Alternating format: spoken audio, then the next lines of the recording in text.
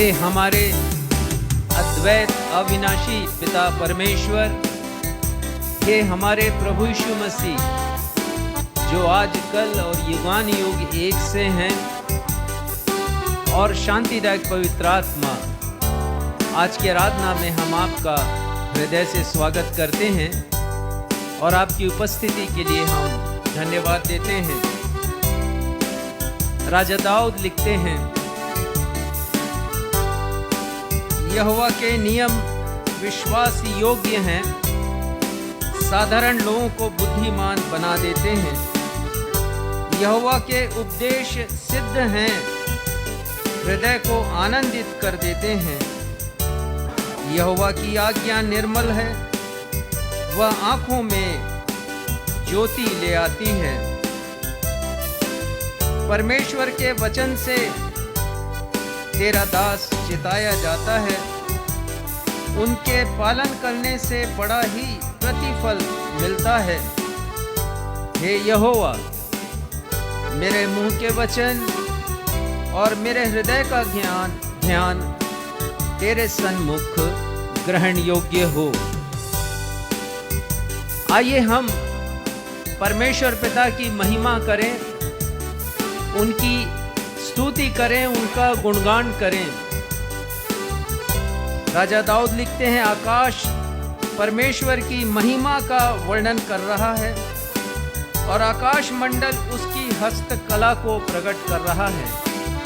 तो जब सृष्टि परमेश्वर का जय जयकार करती है, तो हम उस परमेश्वर का, जिनका ना कोई प्रारंभ है ना कोई अंत है,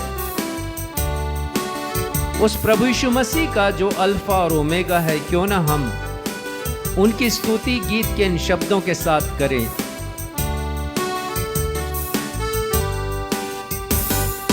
आदि और अंत तू ही है, अल्फा और ओमेगा तू ही है।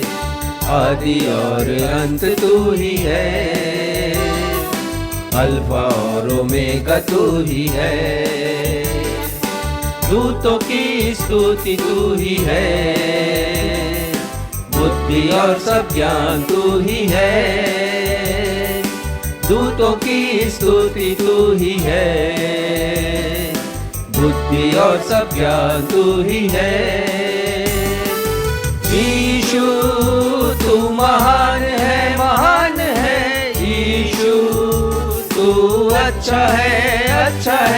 यीशु तू जिंदा है, जिंदा है। यीशु तू धन्य है, धन्य है। दूतों की स्तुति तू ही है, तू ही है। बुद्धि और सब ज्ञान तू ही है, तू ही है। राजाओं का राजा तू ही है, तू ही है। प्रभुओं का प्रभु तू ही है। यीशु तू महान है, महान है। यीशु तू अच्छा है, अच्छा है। यीशु तू जिंदा है, जिंदा है। यीशु तू धन्य है, धन्य है। यीशु तू जिंदा है, जिंदा है। यीशु तू धन्य है, धन्य है।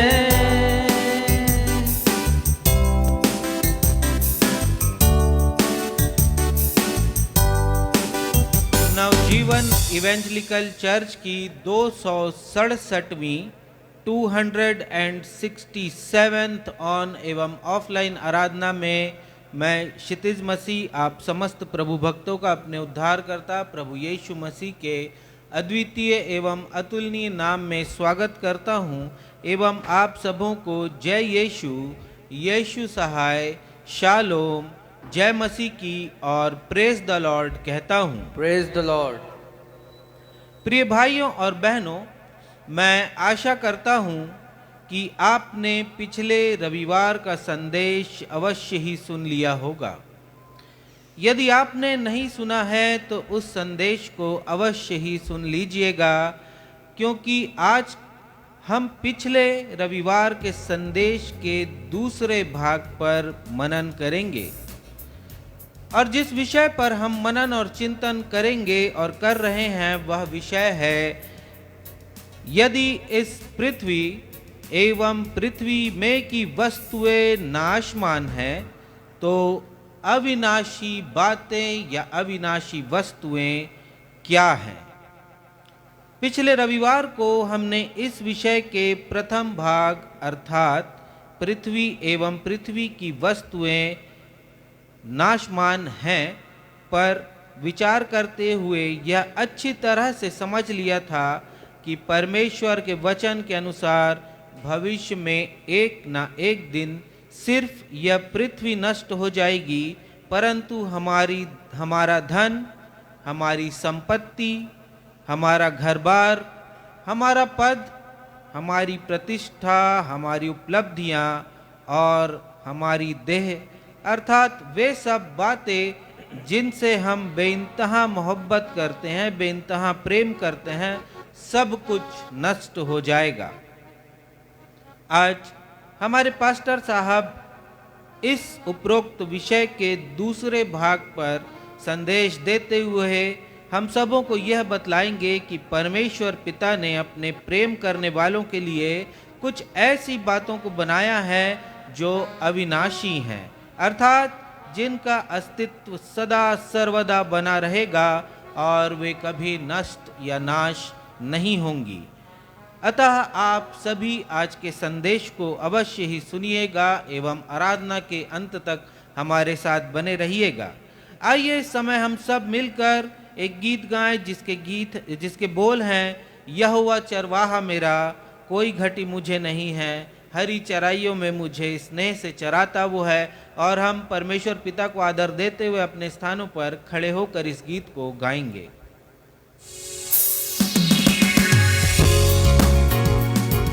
भजन संहिता 23 अद्भुत भजन है जिसे राजा दाऊद ने लिखा है। आज से 3000 वर्ष पहले पवित्र आत्मा ने उनके हृदय से बातचीत की और उन्होंने लिखा कि निश्चय भलाई और करुणा जीवन भर मेरे साथ साथ बनी रहेगी और मैं यहोवा के धाम में सर्वदा वास करूंगा।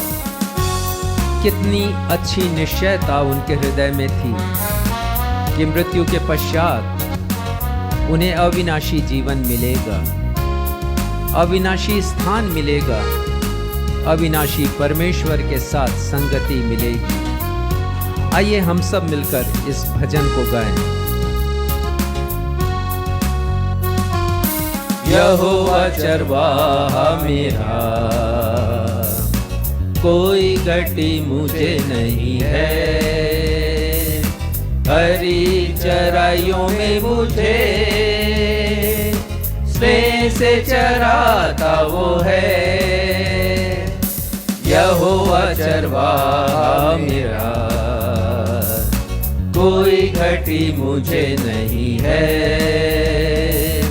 हरी चराइयों में मुझे से चराता वो है।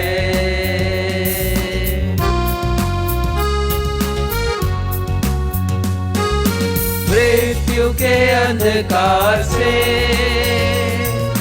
मैं जो जाता था, प्रभु यीशु करुणा से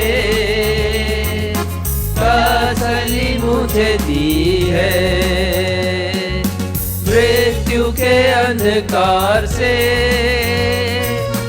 मैं जो जाता था, प्रभु यीशु करुणा से तसल्ली मुझे दी है।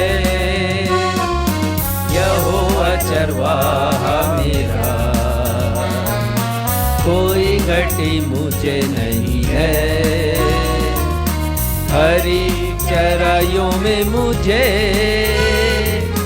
में से चराता वो है।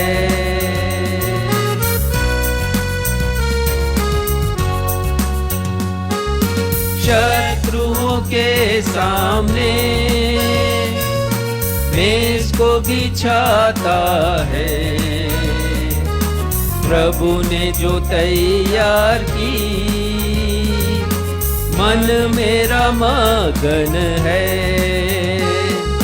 शत्रुओं के सामने मेज को बिछाता है। प्रभु ने जो तैयार की, मन मेरा मगन है। यहोवा चरवाहा मेरा, कोई घटी मुझे नहीं है। हरी चराइयों में मुझे स्नेह से चराता वो है।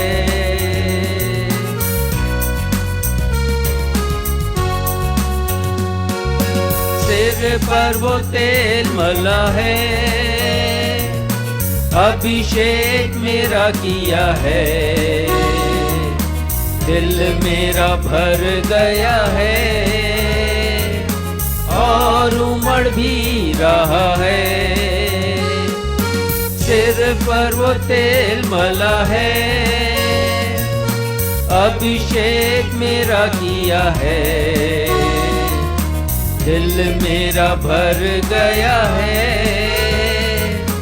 और उमड़ भी रहा है। यहोवा चरवाहा मेरा, कोई घटी मुझे नहीं है। हरी चराइयों में मुझे स्नेह से चराता वो है।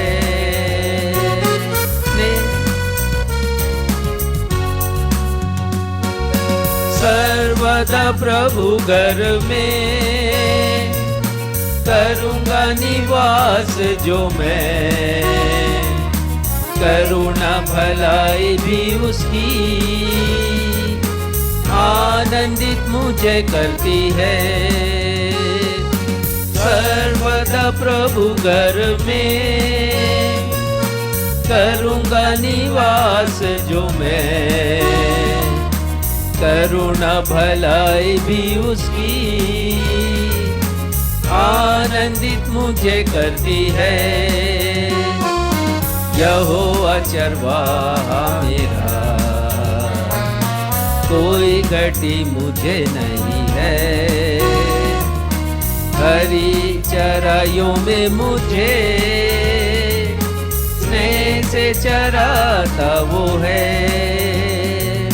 स्नेह से चराता वो है। स्नेह से चराता वो है।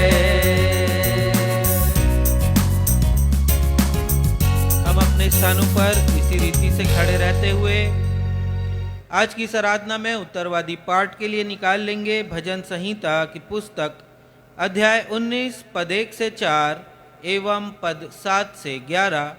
भजन संहिता अध्याय 19 पद 1 से 4 एवं पद 7 से 11, और इसे पढ़ने में अगुवाई भाई सक्षम मसीह करेंगे।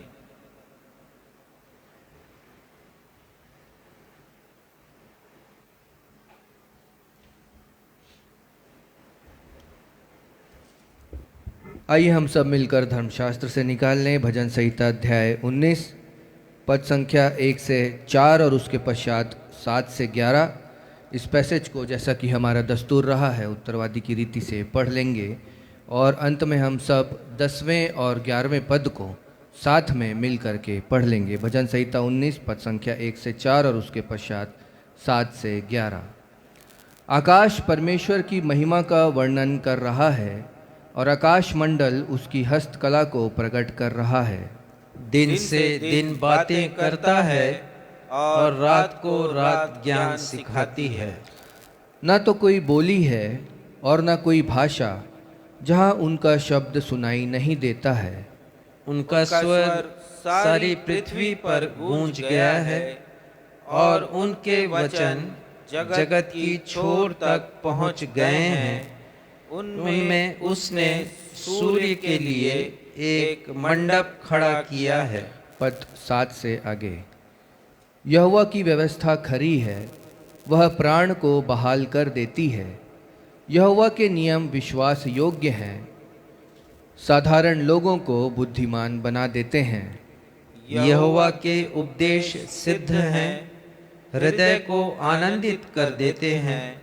यहोवा की आज्ञा निर्मल है, वह आँखों में ज्योति ले आती है।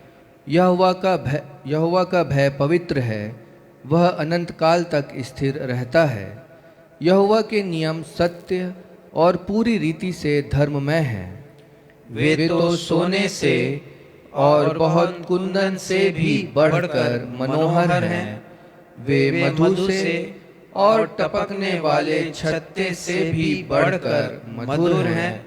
उन्हीं से तेरा दास चिताया जाता है, उनके पालन करने से बड़ा ही प्रतिफल मिलता है। यह सत्य और जीवित परमेश्वर का सत्य और जीवित वचन है। परमेश्वर पिता, प्रभु यीशु मसीह और पवित्र आत्मा इस वचन के पढ़े जाने, सुने जाने और समझे जाने पर हम में से हर एक को अपनी स्वर्गीय आशीषों से परिपूर्ण करें। हम सब कहें आमीन। आमीन।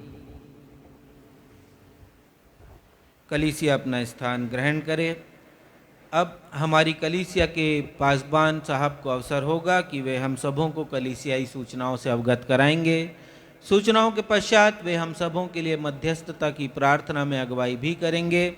यदि आप हमारे दर्शक, ऑनलाइन दर्शक जो हमसे अभी मुखातिब हैं, हमें देख रहे हैं, इस आराधना में शामिल हैं या आने वाले समय में इस आराधना को देखेंगे अपने मोबाइल्स पर या अन्य माध्यमों पर, यदि आप लोगों के पास कोई प्रार्थना निवेदन है या आप अपनी जो आशीषें आपने ग्रहण की हैं, गवाहियां हैं आपके पास, आप उन्हें हमारे साथ साझा करना चाहते हैं, तो फेसबुक के कमेंट बॉक्स पर आप अपनी प्रार्थना निवेदन हमें प्रेषित कर सकते हैं। हम अपनी दैनिक प्रार्थनाओं में आपकी प्रार्थनाओं को स्मरण करेंगे।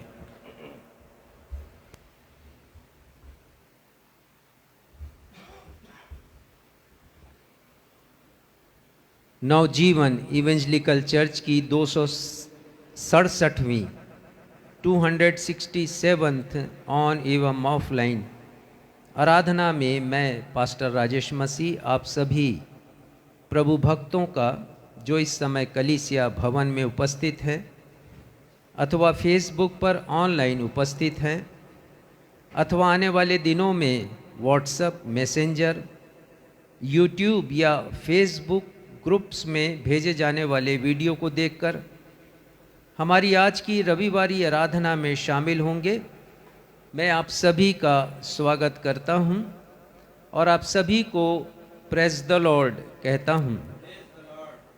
सूचनाएं इस प्रकार से हैं। अत्यंत प्रसन्नता के साथ हम परमेश्वर पिता को धन्यवाद देते हैं और उनकी महिमा करते हैं। मैं हर्षोल्लास के साथ आप सभी को बताना चाहता हूं कि भिलौनी स्थित हमारे निर्माणाधीन कलीसिया भवन की छत की ढलाई का कार्य अर्थात रूफ स्लैब कास्टिंग का कार्य गुरुवार दिनांक 13 जून को संपन्न हुआ। नवजीवन इवेंजलिकल चर्च ग्रुप्स की ओर से मैं आप सभी को आपकी प्रार्थनाओं के लिए और आपके द्वारा दिए गए आर्थिक सहयोग के लिए हृदय से धन्यवाद देता हूं और आप सभी से उम्मीद रखता हूं, विश्वास करता हूं कि हमेशा आप सभी से पूर्ववत आर्थिक सहयोग मिलता रहेगा। आज प्रभु भोज की विधि संपन्न की जाएगी, अर्थात प्रभु के मेज की सहभागिता आप में से हर एक को प्रदान की जाएगी। इस सप्ताह हम झुग्गी वासियों को प्रति वर्षानुसार इस वर्ष भी उनकी झुग्गियों को वर्षा ऋतु के पानी से बचाने के लिए, बरसात से बचाने के लिए पॉलीथीन का तिरपाल देंगे। कृपया हमारे इस काम को अपनी प्रार्थना में स्मरण कीजिए। करीब 80 पॉलीथीन की बड़ी शीट्स या तिरपाल जिसे कहते हैं वो हम प्रत्येक उन झुग्गी वासियों को प्रदान करेंगे जो झोपड़ियों में रहते हैं, झुग्गियों में रहते हैं, हट्स में रहते हैं, ताकि वो अपनी झुग्गी को ढक सकें। कृपया प्रार्थना कीजिएगा कि हमारी आवश्यकताएं इस संदर्भ में भी पूरी हो सकें, जैसे आज तक परमेश्वर पिता ने पूरी किया है। और हम अपने प्रिय झुग्गी वासियों को जो भिक्षावृत्ति पे जीवन व्यतीत करते हैं, और उनमें से बहुत से लोग कुष्ठ पीड़ित हैं जो एकाकी जीवन व्यतीत करते हैं, उन्हें हम हमेशा की तरह से ये तिरपाल दे सकें। प्रार्थना अनुरोध इस प्रकार से हैं। प्रार्थना करते हैं बहन डॉर्कस जसवंत सिंह के लिए। विटामिन B12 की कमी है उनके शरीर में। परमेश्वर पिता से प्रार्थना है कि ये बहुत ही आवश्यक तत्व होता है हमारे शरीर की सुरक्षा के लिए और उसके ग्रोथ के लिए। तो परमेश्वर पिता कृपा करे और उनके शरीर में प्रत्येक विटामिन के साथ साथ B12 भी जितना होना चाहिए उतना आ सके, परमेश्वर पिता चंगाई प्रदान करें। प्रार्थना करते हैं बेटी दिशा आनंद के लिए, जो चंडीगढ़ में रह कर के अध्ययनरत हैं। आज उनकी परीक्षा है और समय मुझे मालूम नहीं, हो सकता परीक्षा हो भी चुकी होगी, पर हम प्रार्थना करते हैं, पहले से भी प्रार्थना कर रहे थे। वो टाइफॉइड से पीड़ित हैं। परमेश्वर पिता की कृपा हो कि वो अच्छे से पेपर दे सकें और इस परीक्षा में उत्तीर्ण हो सकें। बेटे आयुष परमार ने भी प्रार्थना अनुरोध लिखा है, लेकिन विषय नहीं लिखा। परमेश्वर पिता जानते हैं। फेसबुक पर उन्होंने अपने इस निवेदन को लिखा है, हम उनके लिए प्रार्थना करते हैं। परमेश्वर पिता उनकी विनती को सुने और जो कुछ वो प्रार्थना कर रहे हैं परमेश्वर पिता उसे दे सकें। भाई दूजराम के लिए प्रार्थना करते हैं। निवेदन आया है उनके लिए भी कि धमतरी में ऑपरेशन हुआ है, परमेश्वर पिता उन्हें पूर्ण चंगाई प्रदान करे। भाई हीरालाल के दाएं पांव की हड्डी टूट गई है, परमेश्वर पिता उनके ऊपर कृपा करें और उनकी हड्डी का जो भी उपचार किया गया है वो सफल हो और फिर से वो अच्छे से चल फिर सके। बहन लता के लिए प्रार्थना करते हैं, उन्हें बुखार है और सिर में दर्द भी है। परमेश्वर पिता की कृपा उनके ऊपर बनी रहे और उन्हें चंगाई मिले। धन्यवाद के विषय इस प्रकार हैं। मिसेस बीना मसीह ने अपना जन्म दिवस पिछले सप्ताह मनाया है। धन्यवादी भेंट प्राप्त हुई है। परमेश्वर पिता को धन्यवाद देते हैं और उनके नए वर्ष के लिए हम आशीष मांगते हैं। धन्यवाद देते हैं डॉक्टर प्रवर को, उनकी पत्नी मिसेस अनुकृति और उनकी मम्मी मिसेस किरण व्यवहार को। उन्होंने अपनी बेटी ईवा के बर्थडे पर भेंट दी है कलीसिया भवन के निर्माण के लिए। परमेश्वर पिता उन सभी को अपनी आशीषों से तृप्त करें। प्रार्थना करते हैं भाई राकेश के लिए और श्रीमती नीना श्रीवास्तव के लिए, उनके द्वारा दी गई भेंट के लिए। परमेश्वर पिता की कृपा उन पर भी, उनके परिवार पर बनी रहे। आइए इन सारे विषयों को हम अपने उद्धारकर्ता प्रभु यीशु मसीह के नाम में परमेश्वर पिता के सिंहासन के समक्ष रखें। ये हमारे परमेश्वर पिता, आप जो हमारी प्रार्थनाओं को सुनने वाले परमेश्वर हैं और आप जो हमारी प्रार्थनाओं को कभी अनसुनी नहीं करते। ये अलग बात है कि बहुत सी प्रार्थनाओं का उत्तर हमें विलंब से प्राप्त होता है, क्योंकि आप जो हमारे लिए अच्छा है वो करते हैं, हमारे लिए जो उचित है वो करते हैं। इसलिए सारे निवेदनों को हम आपके सिंहासन के सामने रखते हैं, खुशबूदायक सुगंध के रूप में ये ग्रहण योग्य हो। धन्यवाद का विषय है पिता हमारे भिलौनी चर्च के लिए, क्योंकि बहुप्रतीक्षित कार्य था उसके छत के निर्माण का, उसके छत की ढलाई का काम। धन्यवाद देते हैं प्रत्येक दानदाताओं के लिए जिन्होंने अपनी भेंटों से ये मुमकिन किया कि हम इस बड़े कार्य को कर सकें। आगे भी हमारी बहुत सी आवश्यकताएं हैं। प्रार्थना करते हैं पिता कि हमारी हर एक आवश्यकता आपके अगम्य भंडार से पूरी की जाए। पिता, उन सभी के लिए हम आशीष मांगते हैं जिन्होंने अपनी भेंटें दी हैं, सभी को आशीषित कीजिएगा। और साथ ही साथ पिता, उन सभी को जिनके नाम अभी हमने पढ़े हैं, जैसे जिनकी आवश्यकता है पिता, उसे पूरी कीजिएगा। और जिन्हें चंगाई की आवश्यकता है उन्हें चंगाई प्रदान कीजिएगा। आगे की आराधना को हम आपके सामर्थी हाथ में सौंपते हुए अपने इस प्रार्थना को आपके बेटे हमारे उद्धारकर्ता प्रभु यीशु मसीह के महान सामर्थी नाम में मांग लेते हैं। सुनिए और ग्रहण कीजिए। हम सब कहें आमीन।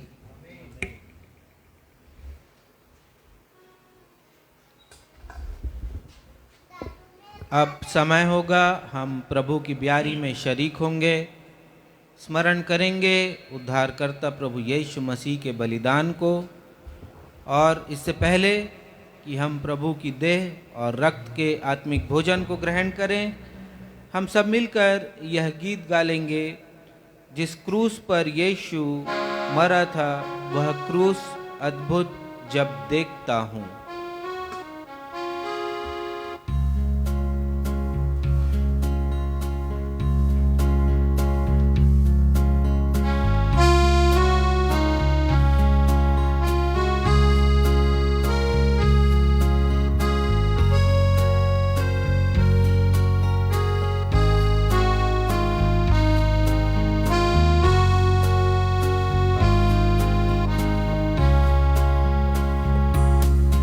जिस क्रूस पर यीशु मरा था वह क्रूस अद्भुत जब देखता हूँ। संसारी लाभ को टोटा सा और यश को निंदा जानता हूँ।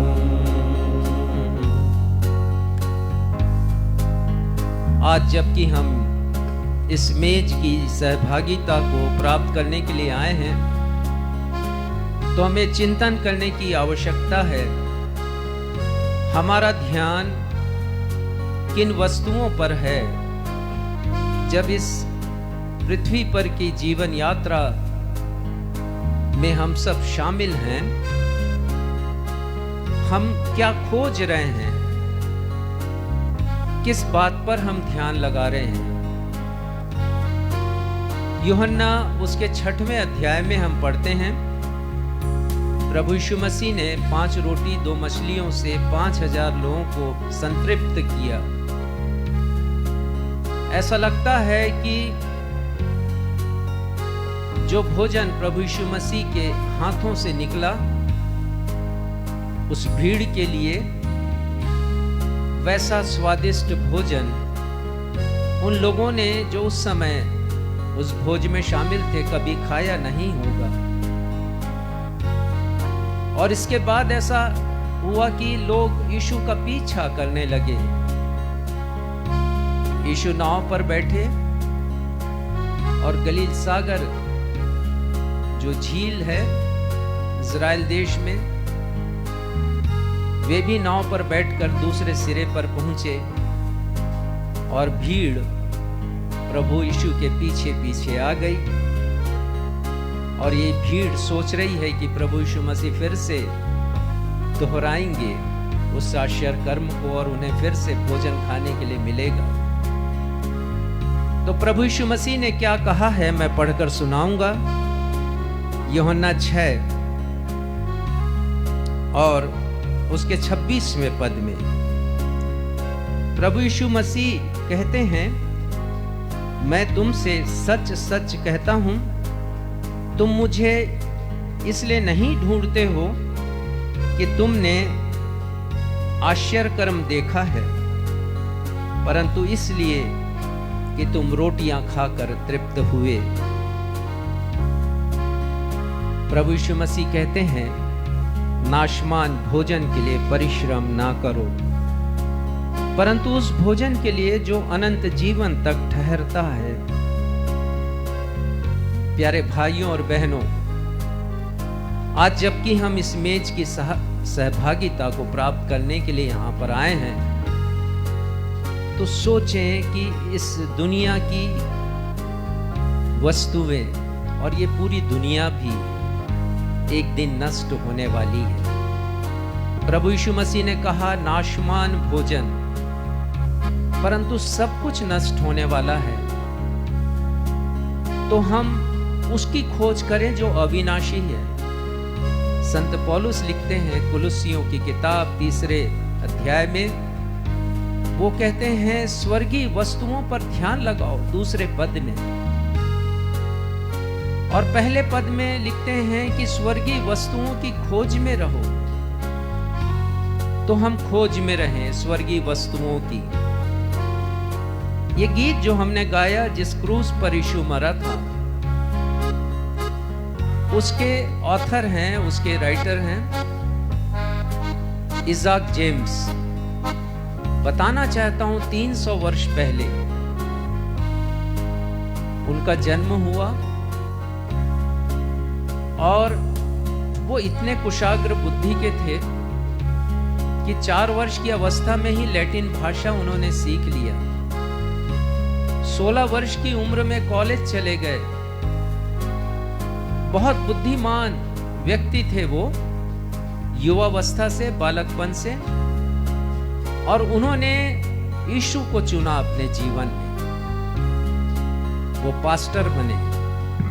वो कुछ भी बन सकते थे इस दुनिया में, इस संसार में, बहुत पैसा कमा सकते थे उस जमाने में भी, परंतु परमेश्वर की सेवा को उन्होंने चुना। और वो लिखते हैं जिस क्रूस पर यीशु मरा था, वह क्रूस अद्भुत जब देखता हूं, संसारी लाभ को टोटा सा। हिंदी अनुवाद भी बहुत अच्छा हुआ है। संसारी लाभ को टोटा सा और यश को निंदा जानता हूं। उन्होंने संसारी लाभ को छोड़ दिया, यश को छोड़ दिया, क्योंकि ये सब अविनाशी है, ये सब नाशमान है, क्षमा कीजिए।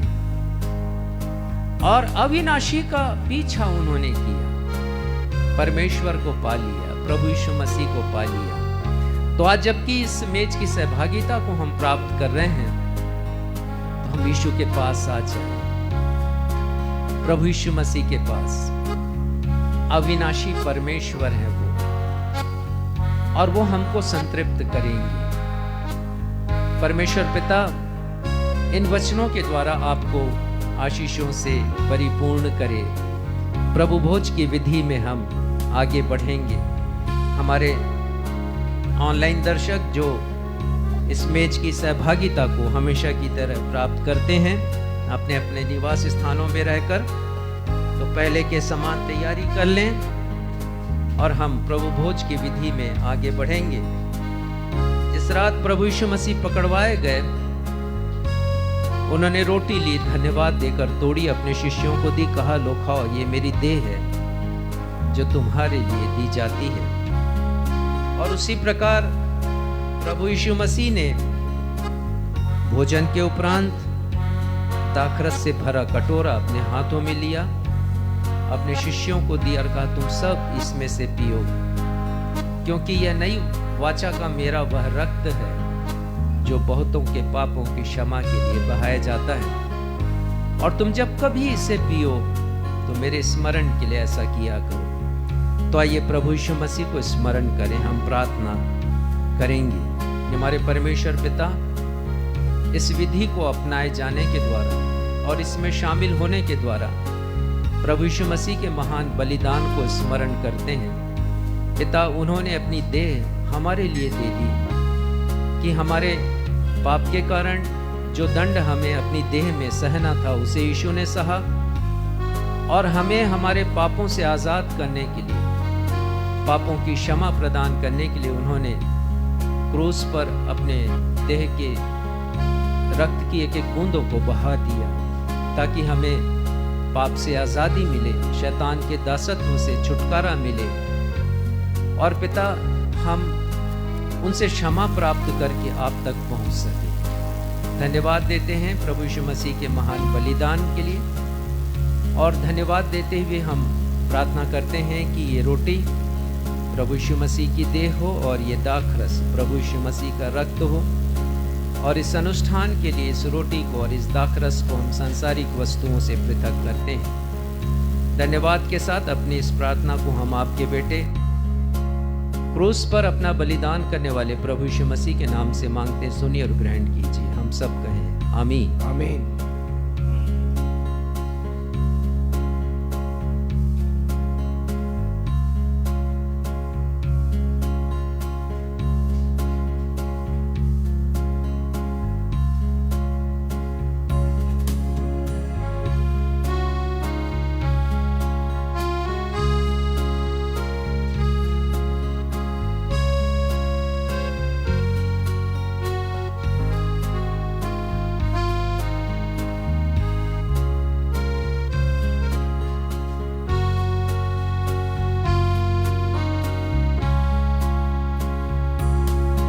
मत भूल जा मेरे मूर्ख मन, इस लोक के सुख और संपत्ति पर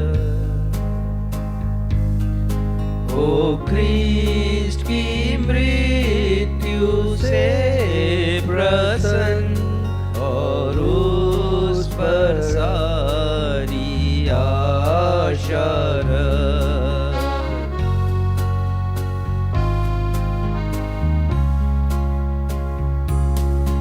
देखो उसके सिर हाथ पाँव के घाव, यह कैसा दुख और कैसा प्यार, अनूठा है यह प्रेम स्वभाव, अनूप यह जग का तारणहार।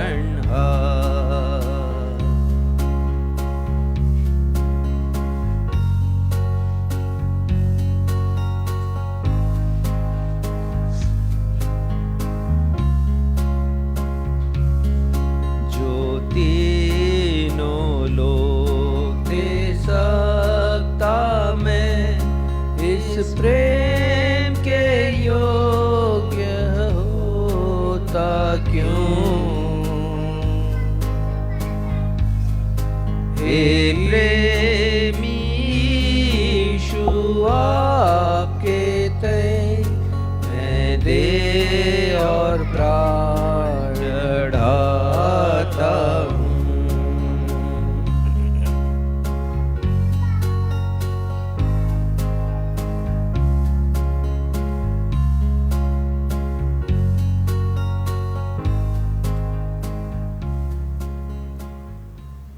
हमारे ऑनलाइन दर्शक इसी प्रकार पुनः बचे हुए दाखरस को और रोटी को पात्र में रख देंगे और आराधना के पश्चात उसका सेवन कर लेंगे, कदापि नहीं उसे व्यर्थ जाने देंगे। आइए हम सब अपने विश्वास वचन का अंगीकार करें। प्रेरितों का विश्वास वचन। मैं सर्वशक्तिमान पिता, स्वर्ग और पृथ्वी के सृष्टिकर्ता परमेश्वर पर विश्वास करता हूँ। मैं उसके इकलौते पुत्र हमारे प्रभु यीशु मसीह पर विश्वास करता हूँ। वह पवित्र आत्मा के सामर्थ्य से गर्भ में आए और कुंवारी मरियम से जन्मे। उन्होंने पुन्तियुस पिलातुस के शासन में दुख भोगा, वह क्रूस पर चढ़ाए गए, मरे और गाड़े गए और मृतकों के लोक में उतरे। तीसरे दिन वह जी उठे, वह स्वर्ग पर चढ़ गए और पिता की दाहिनी ओर विराजमान हुए। वह जीवितों और मृतकों का न्याय करने को फिर आएंगे।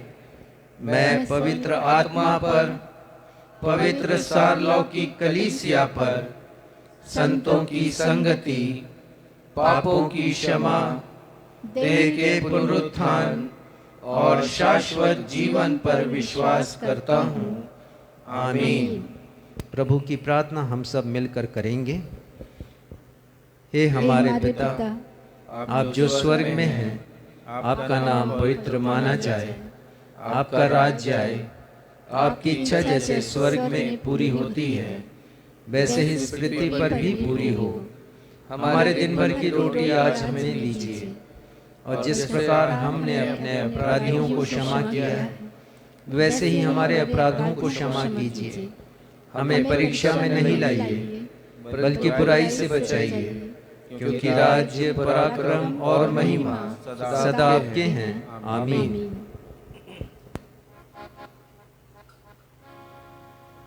अब हम सभी के लिए अवसर होगा जब हम स्मरण करेंगे परमेश्वर पिता से प्राप्त की गई आशीषों को, उनकी रहनुमाई को, उनकी बरकतों को, उनकी चंगाइयों को, और पल पल किस प्रकार वो हमारे साथ हमारे जीवनों में जुड़ते हैं, हमें सांसें देते हुए हमारे जीवनों को आगे बढ़ाते हैं। हम उन हर एक बातों को स्मरण करेंगे। अपनी भेंटों को देने के द्वारा, धन्यवादी भेंटों को अर्पित करने के द्वारा परमेश्वर पिता को महिमा प्रदान करेंगे। और यदि हमारे ऑनलाइन दर्शक हमारी कलीसिया के द्वारा किए जा रहे सुसमाचार प्रचार के कार्यों के लिए, सेवा के कार्यों के लिए, अथवा कलीसिया भवन के फिनिशिंग के लिए, निर्माण को समाप्त करने के लिए अपना आर्थिक योगदान देना चाहते हैं, अपनी भेंटें अर्पित करना चाहते हैं, तो वह हमारी कलीसिया के पासबान रेवरेंड राजेश मसीह से संपर्क कर सकते हैं। आइए इस समय जब हम परमेश्वर पिता को अपनी भेंटें अर्पित करेंगे, हम सभी मिलकर यह गीत गाएंगे, यीशु तेरी दया से मैं जीवन जीता हूँ, धन्यवाद धन्यवाद यीशु तेरा धन्यवाद। क्षमा कीजिएगा, परम पिता की हम स्तुति गाएं, वही है जो बचाता हमें।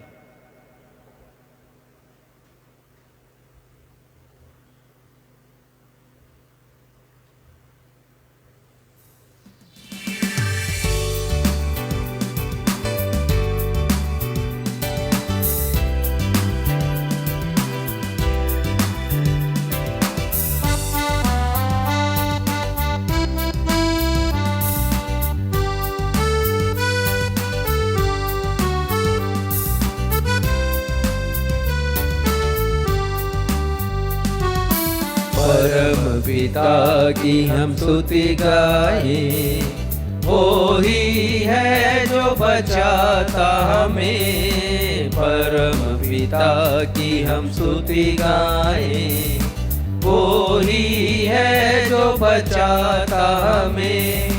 सारे पापों को करता क्षमा, सारे रोगों को करता चंगा।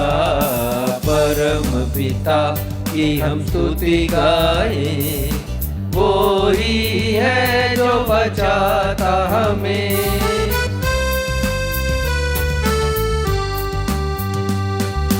धन्यवाद दे उसके आसनों में, आनंद से आए उसके चरणों में। धन्यवाद दें उसके आसनों में, आनंद से आए उसके चरणों में। संगीत गाकर खुशी से मुक्ति की चट्टान को जय ललकारें।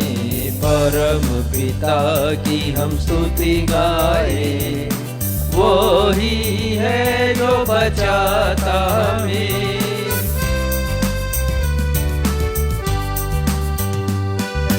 वो ही हमारा है परम पिता, तरस खाता है सर्व सदा।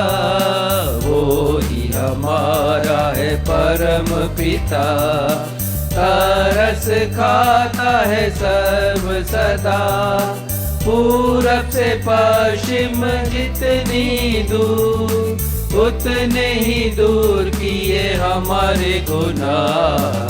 परम पिता की हम स्तुति गाएं, वो ही है जो बचाता हमें। आइए इन भेंटों को परमेश्वर पिता के चरणों में अर्पित करेंगे। हम सभी प्रार्थना में जाएंगे। महान जीवित अनुग्रहकारी पिता परमेश्वर, आराधना के इस समय आपके चरणों की निकटता में एक बार फिर से आते हैं। प्रेम पिता, धन्यवाद, आदर, महिमा के साथ आपने हमें इस योग्य बनाया है प्रेम पिता कि हम अपने जीविका उपार्जन में से कुछ अंश जो हम कमाई करते हैं प्रेम पिता, उसे आपके चरणों में ला करके रख सकते हैं। और प्रेम पिता, ये व्यवस्था आपकी ओर से दी गई है। और प्रेम पिता, हम बड़े धन्यवादित होकर के अपनी भेंटों को आपके चरणों की निकटता में लाते हैं। हर एक जन जिन्होंने अपनी भेंटों को एकत्रित किया है, अपनी भेंटों को आपके नाम के लिए अर्पित किया है प्रेम पिता, वे आपके द्वारा आशीषित और फलवंत होने पाए प्रेम पिता। प्रार्थना और विनती करते हैं जिन भाइयों बहनों ने अपनी चंगाइयों को स्मरण किया है, अपनी उपलब्धियों को स्मरण किया है, अपनी उन्नतियों को स्मरण किया है और आपको उन सभी कामों में सर्वोपरि माना है और अपनी धन्यवादी भेंटों को आपके समक्ष लाएं प्रेम पिता।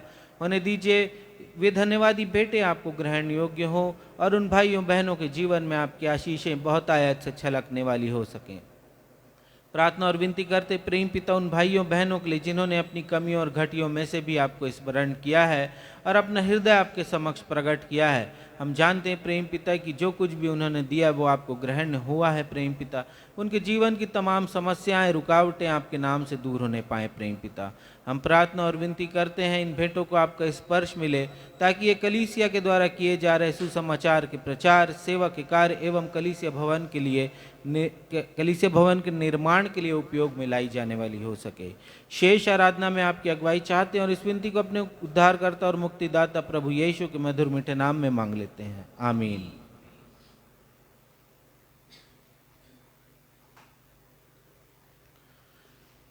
पवित्र शास्त्र बाइबल से पाठों के पठन का अवसर होगा। पहला पाठ जो पुराने नियम से लिया गया है, यशाया नबी की पुस्तक अध्याय 40 पद 6 से 8। यशाया अध्याय 40 पद 6 से 8। इसे पढ़ने में अगुवाई श्रीमती पुष्पांजलि थॉमसन करेंगी।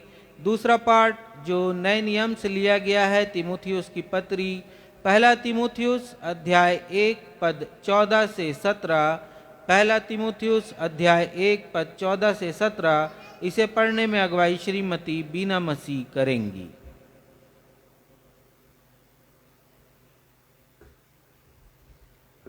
हम पुराने नियम से निकाल लेंगे यशायाह नबी की पुस्तक अध्याय 40 पद 6 से 8 तक, जहाँ यूँ लिखा है, बोलने वाले का वचन सुनाई दिया, प्रचार कर। मैंने कहा, मैं क्या प्रचार करूं? सब प्राणी घास है, उसकी शोभा मैदान के फूल के समान है। जब यहोवा की सांस उस पर चलती है तब घास सूख जाती है और फूल मुरझा जाता है। निसंदेह प्रजा घास है। घास तो सूख जाती और फूल मुरझा जाता है, परंतु हमारे परमेश्वर का वचन सदैव अटल रहेगा। यह परमेश्वर का जीवित सच्चा वचन है। पढ़े सुने जाने पर परमेश्वर को धन्यवाद और सबको आशीष मिले। हम सब कहें आमीन।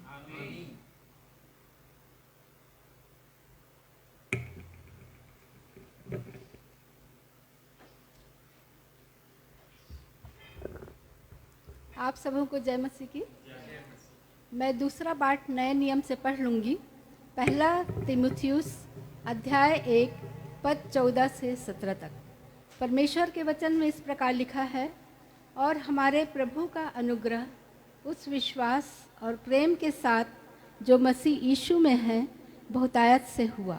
यह बात सच और हर प्रकार से मानने के योग्य है कि मसीह यीशु पापियों का उद्धार करने के लिए जगत में आया, जिनमें सबसे बड़ा मैं हूँ।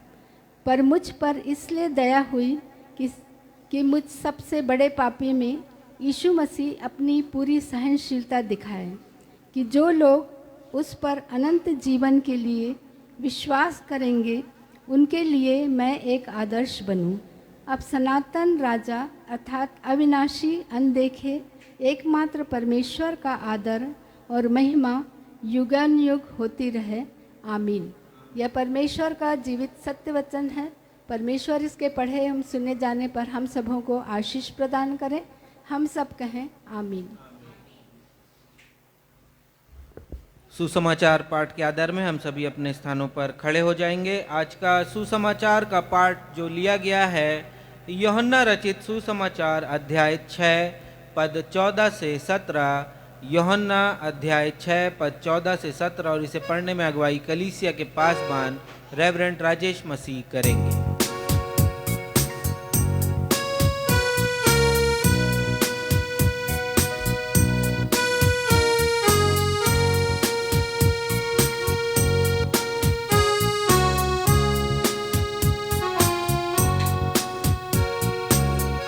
पद संख्या में मैं सुधार करूंगा।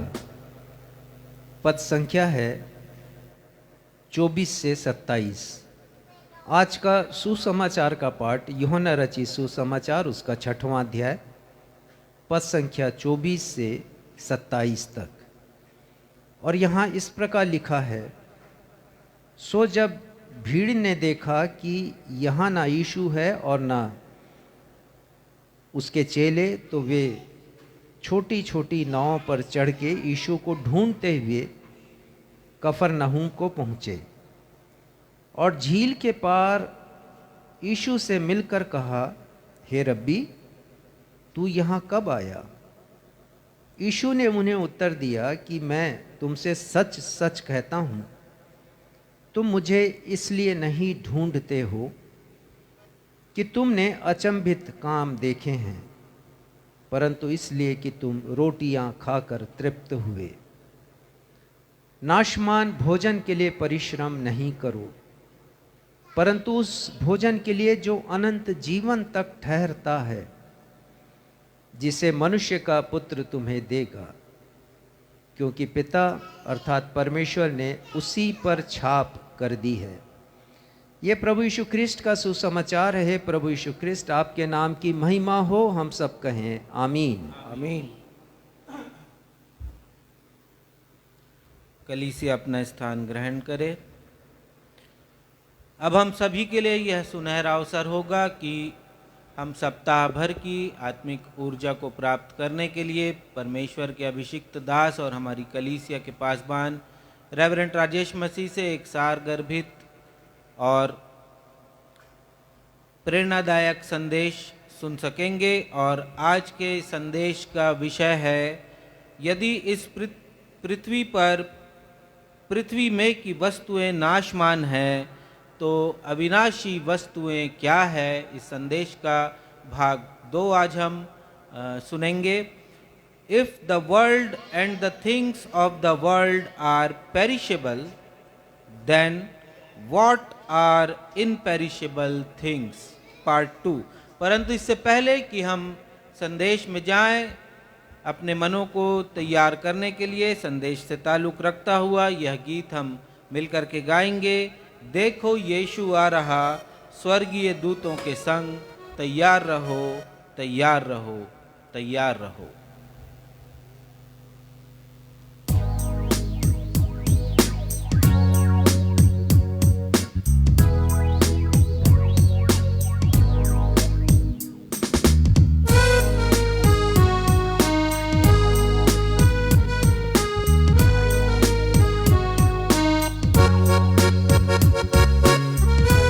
जी हाँ भाइयों और बहनों, प्रभु यीशु मसीह ने कहा कि हमारे मन खुमार से मतवाले न बने, हम सावधान हो जाएं, पृथ्वी की बातों पर मन न लगाएं, क्योंकि सब कुछ नष्ट होने वाला है। और इसके पहले कि सब कुछ नष्ट हो जाए, प्रभु यीशु मसीह आने वाले हैं। हम अपने आप को तैयार करें।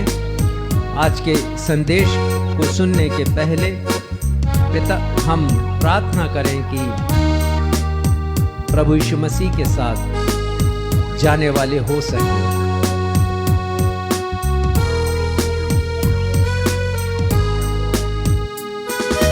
देखो यीशु आ रहा स्वर्गीय दूतों के संग, उनको संग ले जाने को जिनको वो है चाहता। तैयार रहो, तैयार रहो, तैयार रहो, वो आ रहा है देखो, न्याय करने यीशु आ रहा।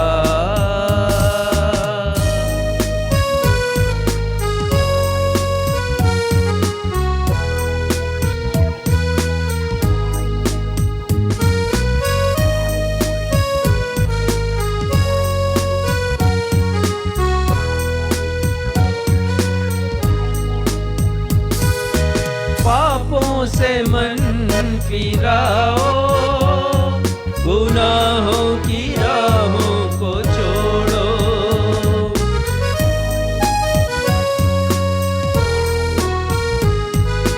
स्वर्गीय राज निकट आया है, आया है, अब तो तुम पछता लो। तैयार रहो, तैयार रहो, तैयार रहो, वो आ रहा है देखो, वो आ रहा है देखो।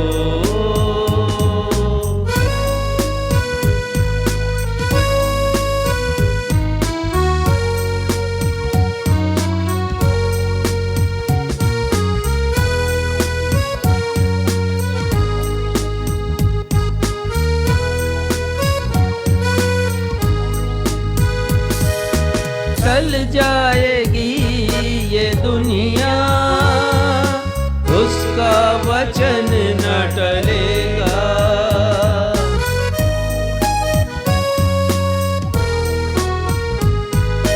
जो भी कहा है यीशु ने, हर दिन हर पल ऐसा होगा। तैयार रहो, तैयार रहो, तैयार रहो, वो आ रहा है देखो, वो आ रहा है देखो। देखो यीशु आ रहा, स्वर्गीय दूतों के संग, उनको संग ले जाने को, जिनको वो है चाहता। तैयार रहो, तैयार रहो, तैयार रहो, न्याय करने यीशु आ रहा, न्याय करने यीशु आ रहा, न्याय करने यीशु आ रहा।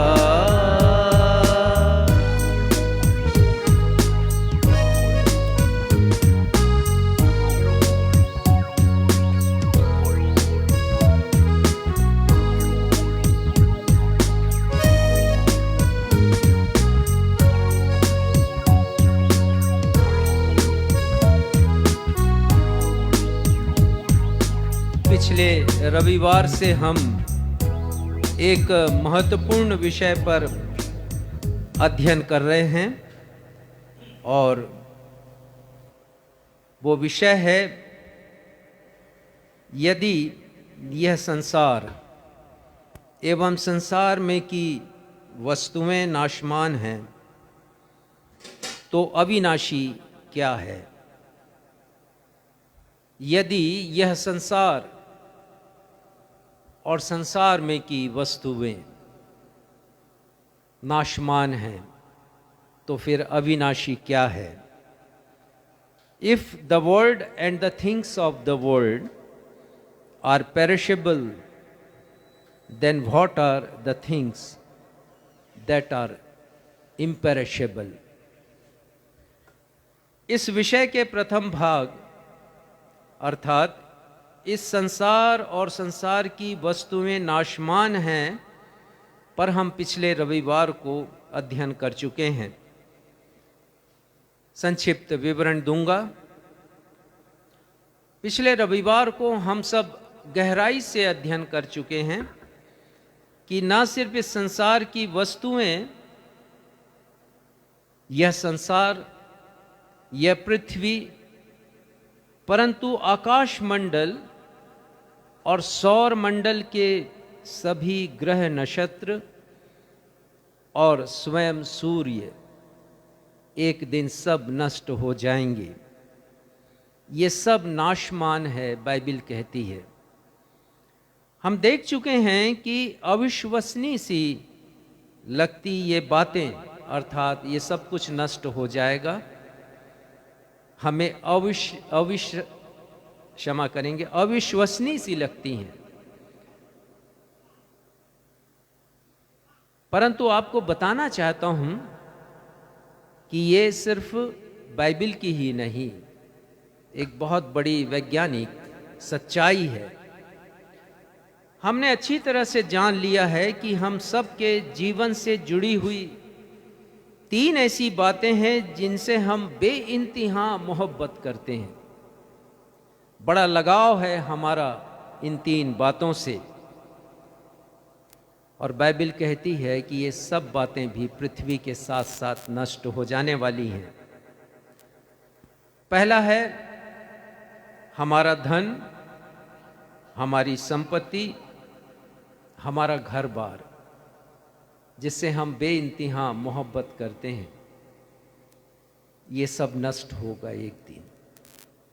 हमारा पद, हमारी प्रतिष्ठा, हमारे पुरस्कार, हमारे पदक और जीवन की सारी उपलब्धियां भी एक दिन नष्ट हो जाने वाली हैं। और हमारी देह, क्योंकि इस देह से भी बड़ा लगाव है हमें, ये भी एक दिन नष्ट हो जाएगा, और वैसे भी नष्ट तो होता ही है मृत्यु के पश्चात।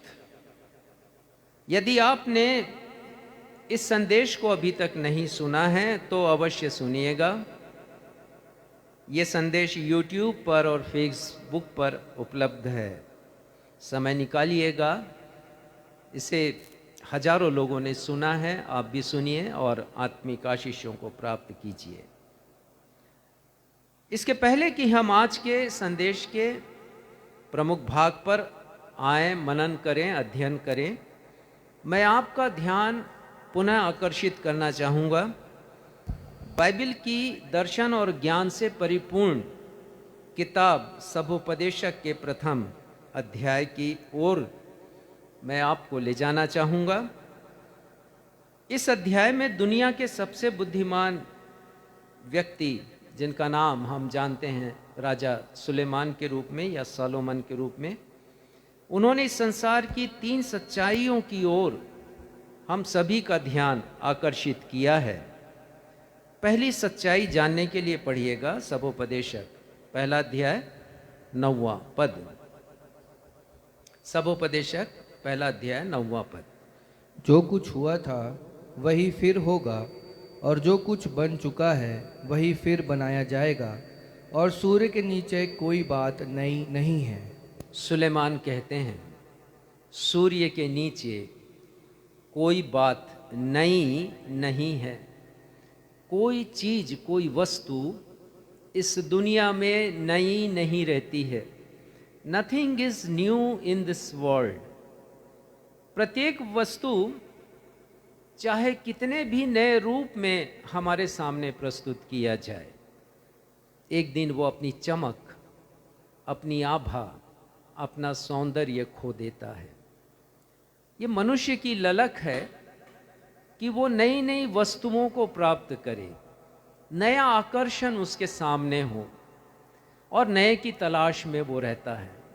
ये मनुष्य का स्वभाव है, वो नए की खोज में है। लेकिन बाइबल क्या कहती है? Nothing is new in this world. सूर्य के नीचे कोई बात नई नहीं है। सोने चांदी के आभूषण बहुत महंगे होते हैं, बहुत आकर्षक होते हैं, खरीद लेते हैं, कीमत देखते नहीं, पर हम पाते हैं कि कुछ वर्षों के बाद वो महंगे आभूषण भी अपनी चमक खो देते हैं। विवाह के महंगे वस्त्र पुराने हो जाते हैं, सिर्फ एक बार पहने जाते हैं और वो पुराने हो जाते हैं। नया मकान जिसे हम बनाते हैं बहुत रुचि के साथ, बहुत लालसाओं के साथ, चाहतों के साथ, एक दिन वो भी पुराना सा लगने लगता है। यहाँ तक कि नई सुबह, जिसे हम नई सुबह कहते हैं, शाम होते होते तक वो पुरानी हो जाती है। हमारा सौंदर्य, हमारा शारीरिक सौष्ठव, ये सब कुछ एक दिन पुराना हो जाता है। और तो और हमारा मोबाइल जो हमारे हाथों में रहता है, जब खरीदते हैं तो नया मॉडल होता है वो, लेकिन कुछ वर्षों के बाद पुराना हो जाता है और फिर से हमें नए की तलाश करनी पड़ती है। इलेक्ट्रॉनिक वस्तुएं अब तो ये सिस्टम हो गया है कि पुरानी हो जाती तो यूज़ एंड थ्रो उनको कहा जाता है कि उपयोग करो और उसे फेंक दो, उसे कबाड़ में डाल दो। और मैं स्मरण करता हूँ हमेशा, वर्षों पहले मेरे घर के सामने जो मैदान है वहाँ एक वृक्ष हुआ करता था और वृक्ष के नीचे किसी ने अपनी पुरानी कार लाकर रख दी थी, छोड़ दी थी। और मोहल्ले के जो बच्चे हैं, कॉलोनी के बच्चे, वो उस कार में चढ़ते थे और वो खेला करते थे, उनका मनोरंजन होता था। और एक दिन मैं सोचने लगा कि जब ये कार खरीदी गई होगी तब इसका मालिक इसे कैसे चमचमा कर रखता होगा, पॉलिश की जाती होगी, से धोया पोंछा जाता होगा। लेकिन समय के चलते चलते वो कार पुरानी हो गई और एक दिन इतनी पुरानी हो गई कि अनुपयोगी हो गई और मालिक ने उसे किसी को बेच दिया। जिसे बेचा उसने उसे कबाड़ में बेचने के लिए रखा और एक दिन मैंने देखा कि वो कार वहाँ से उठा ली गई। पूछने पर पता चला कि वो स्क्रैप में बेच दी गई है। Nothing is new in this world under the sun. सूर्य के नीचे कोई भी बात नई नहीं है, ये पहली सच्चाई उन्होंने लिखा। दूसरी सच्चाई 10वां पद पढ़िएगा, इसी का सभोपदेशक 1 उसका 10वां पद। क्या ऐसी कोई बात है जिसके विषय में लोग कह सकें कि देख यह नहीं है? हाँ, यह लोग तो कह सकें। क्या कोई ऐसी बात है, वो लिखते हैं कि लोग कह सकें कि देखो यह नहीं है। Nothing is permanent in this world. ना सिर्फ वस्तुएं नई बनी रहती हैं, परंतु दूसरी बात वो कहते हैं कि वस्तुएं टिकाऊ भी नहीं बनी रहती हैं। Nothing is permanent. कोई भी चीज, कोई भी वस्तु ऐसी नहीं है जो हमेशा बनी रहेगी, जो स्थायी रहेगी, जो परमानेंट रहेगी। इस पृथ्वी पर कुछ भी परमानेंट नहीं, कुछ भी टिकाऊ नहीं है, सब कुछ परिवर्तनशील है। Nothing is permanent in this world. तीसरी सच्चाई 8वें पद में पढ़ने के लिए हमें मिलता है। इसी पहले अध्याय के 8वें पद के दूसरे हिस्से को पढ़िएगा। सब बातें परिश्रम से भरी हैं, मनुष्य इसका वर्णन नहीं कर सकता।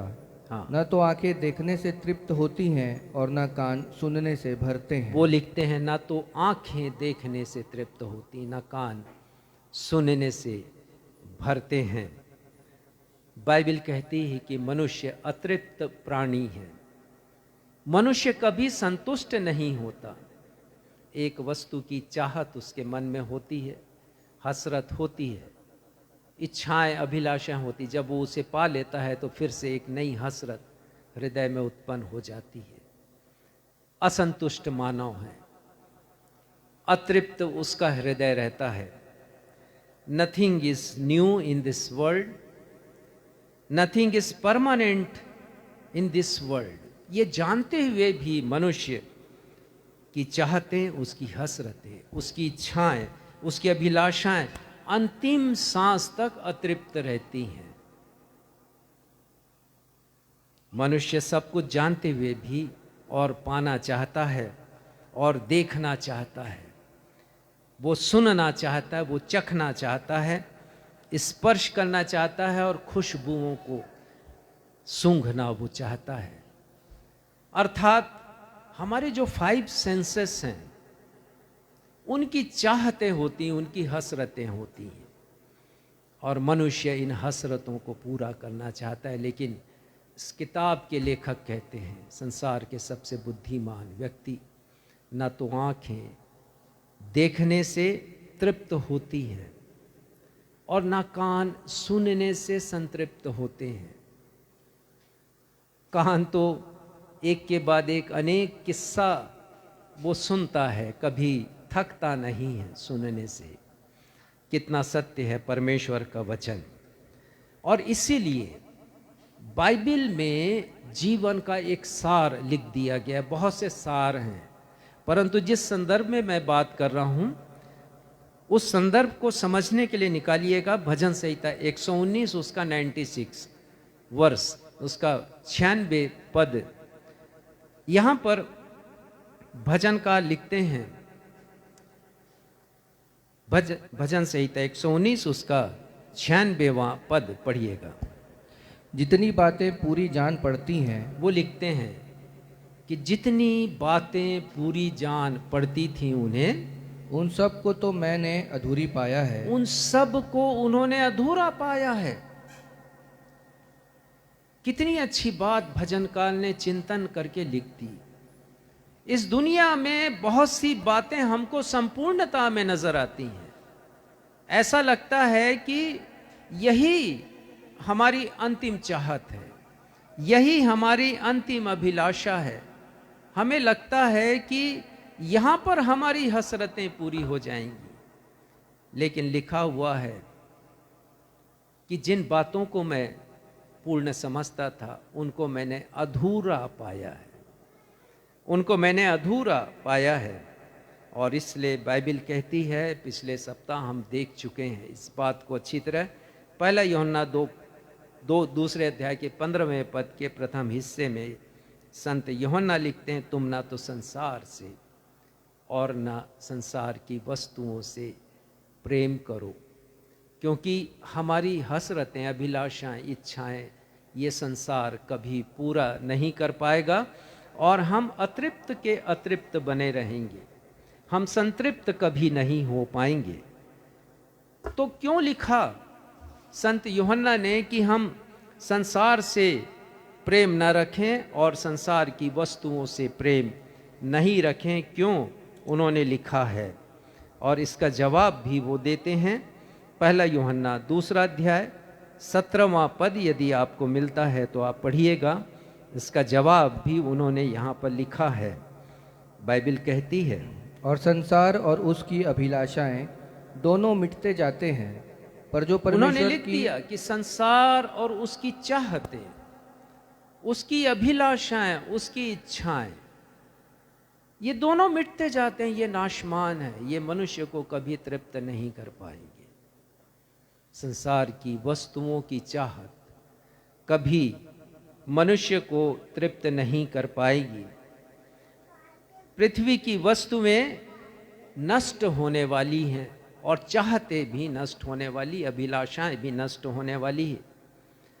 किसी भी भव्य और खूबसूरत रूप में वो वस्तु क्यों न दिखती हो, कितनी भी शानदार और कितनी भी हसीन क्यों ना हो, कितनी भी टिकाऊ, कितनी भी परमानेंट वो क्यों ना हो, पृथ्वी और पृथ्वी में की वस्तुएं नष्ट हो जाएंगी, बाइबल कहती है।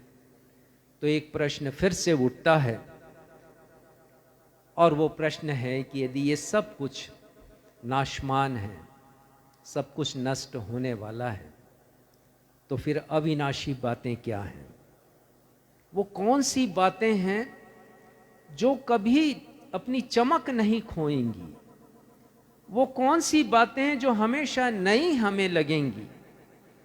वो कौन सी बातें हैं जो सदैव परमानेंट रहेंगी? और वो कौन सी बातें हैं जो मुझे और आपको संतृप्त कर देंगी? पढ़िएगा कुलुस्सियों 3 अध्याय और उसका 2 पद।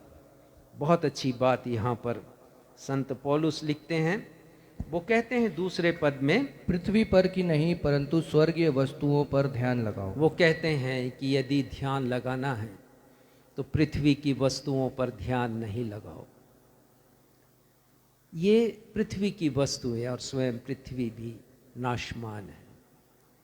वो कहते हैं स्वर्गीय वस्तुओं पर ध्यान लगाओ जो परमानेंट हैं, हमेशा नई रहने वाली हैं, हमेशा चमकदार रहने वाली हैं। हमारा ध्यान स्वर्गीय वस्तुओं पर होना चाहिए।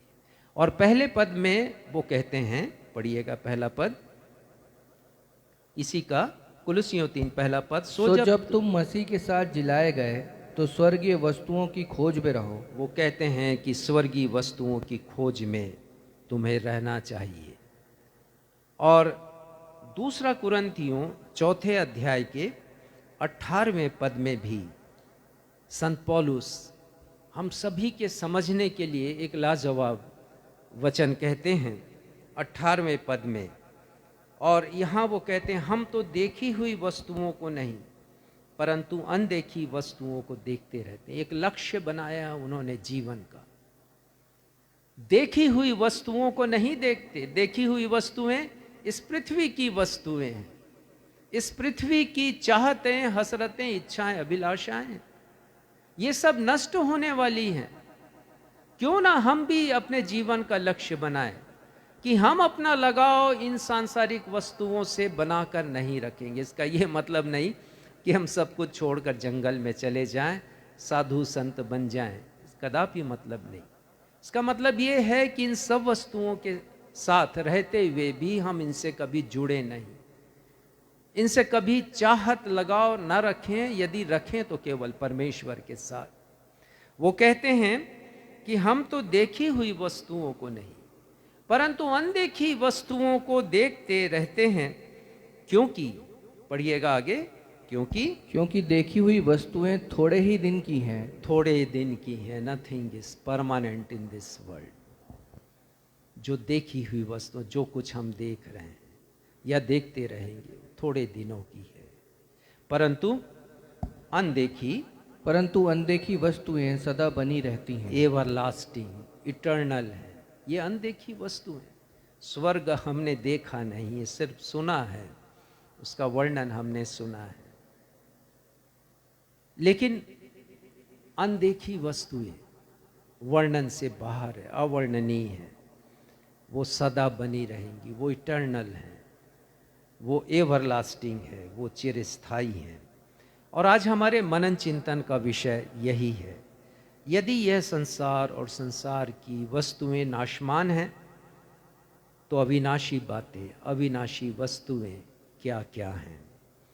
If the world and the things of the world are perishable, then what are the things that are imperishable. वो कौन सी बातें हैं जो अविनाशी हैं। हमारी बाइबल 4 अविनाशी बातों का वर्णन करती। वैसे तो बहुत सी बातें हैं परंतु आज मैं केवल 4 बातों का उल्लेख आपके सामने करूंगा जो अविनाशी हैं, जो इटर्नल हैं, अनंत हैं, वो जो कि सदा रहने वाली बातें हैं, एवरलास्टिंग बातें हैं, सदा सर्वदा की बातें हैं। 4 बातों के द्वारा मैं आपका ध्यान आकर्षित करूंगा आज परमेश्वर के वचन की तरफ। पहली बात है बाइबल का परमेश्वर। वो परमेश्वर जिनकी हम स्तुति करते हैं, जिनकी वंदना करते हैं, तारीफ करते हैं, जय जयकार करते हैं, जरा उनके बारे में भी जानिए। ये बाइबल का परमेश्वर है जो शाश्वत परमेश्वर है, जो अविनाशी परमेश्वर है। हिब्रू भाषा में पुराना नियम लिखा गया और पुराने नियम में परमेश्वर के अनेक नाम हैं। हिब्रू भाषा में हम पढ़ते हैं, सभी नामों का जिक्र नहीं करूंगा। हम एक गीत भी गाते हैं, तू ही तू, तू ही तू, यीशु तू ही तू, और फिर हम जोड़ते हैं बहुत से नामों को यीशु के साथ। तो परमेश्वर के बहुत से नाम दिए गए हैं हिब्रू भाषा में, पुराना नियम हिब्रू भाषा में लिखा गया। उनमें से केवल एक नाम का मैं उल्लेख करूंगा और इसके लिए आप निकाल लें उत्पत्ति 21 उसका 33वां पद पढ़िएगा। उत्पत्ति 21 और यहाँ पर लिखा है, और इब्राहिम ने बेरशेबा में झाऊ का एक वृक्ष लगाया और वहाँ यहोवा जो सनातन ईश्वर है उससे प्रार्थना की। हाँ, झाऊ का वृक्ष। मैं पढ़ने लगा कि ये झाऊ का वृक्ष क्या होता है और मुझे पता चला ये एक्सटिंक्ट हो चुका है। ये वृक्ष अभी देखा नहीं जाता। ये फर वाला बहुत खूबसूरत वृक्ष होता था। तो उस अनदेखे अनजाने परमेश्वर की खूबसूरती से प्रसन्न होकर इब्राहिम ने एक झाऊ का वृक्ष लगाया पहचान के लिए। और वो झाऊ का वृक्ष का अंग्रेजी नाम है टैमारिस्क, लगाया है। और वहाँ यहोवा जो सनातन ईश्वर है उससे उन्होंने प्रार्थना की है। यहोवा जो सनातन ईश्वर है। तो बाइबल का परमेश्वर सनातन परमेश्वर है। और इसके लिए जो शब्द प्रयुक्त हुआ है हिब्रू भाषा में वो है एल ओलाम। एल ओलाम का ही अर्थ है सनातन परमेश्वर, और यही सनातन परमेश्वर का उल्लेख यशाया भी करते हैं 40वें अध्याय में, और 28वें पद में वो कहते हैं,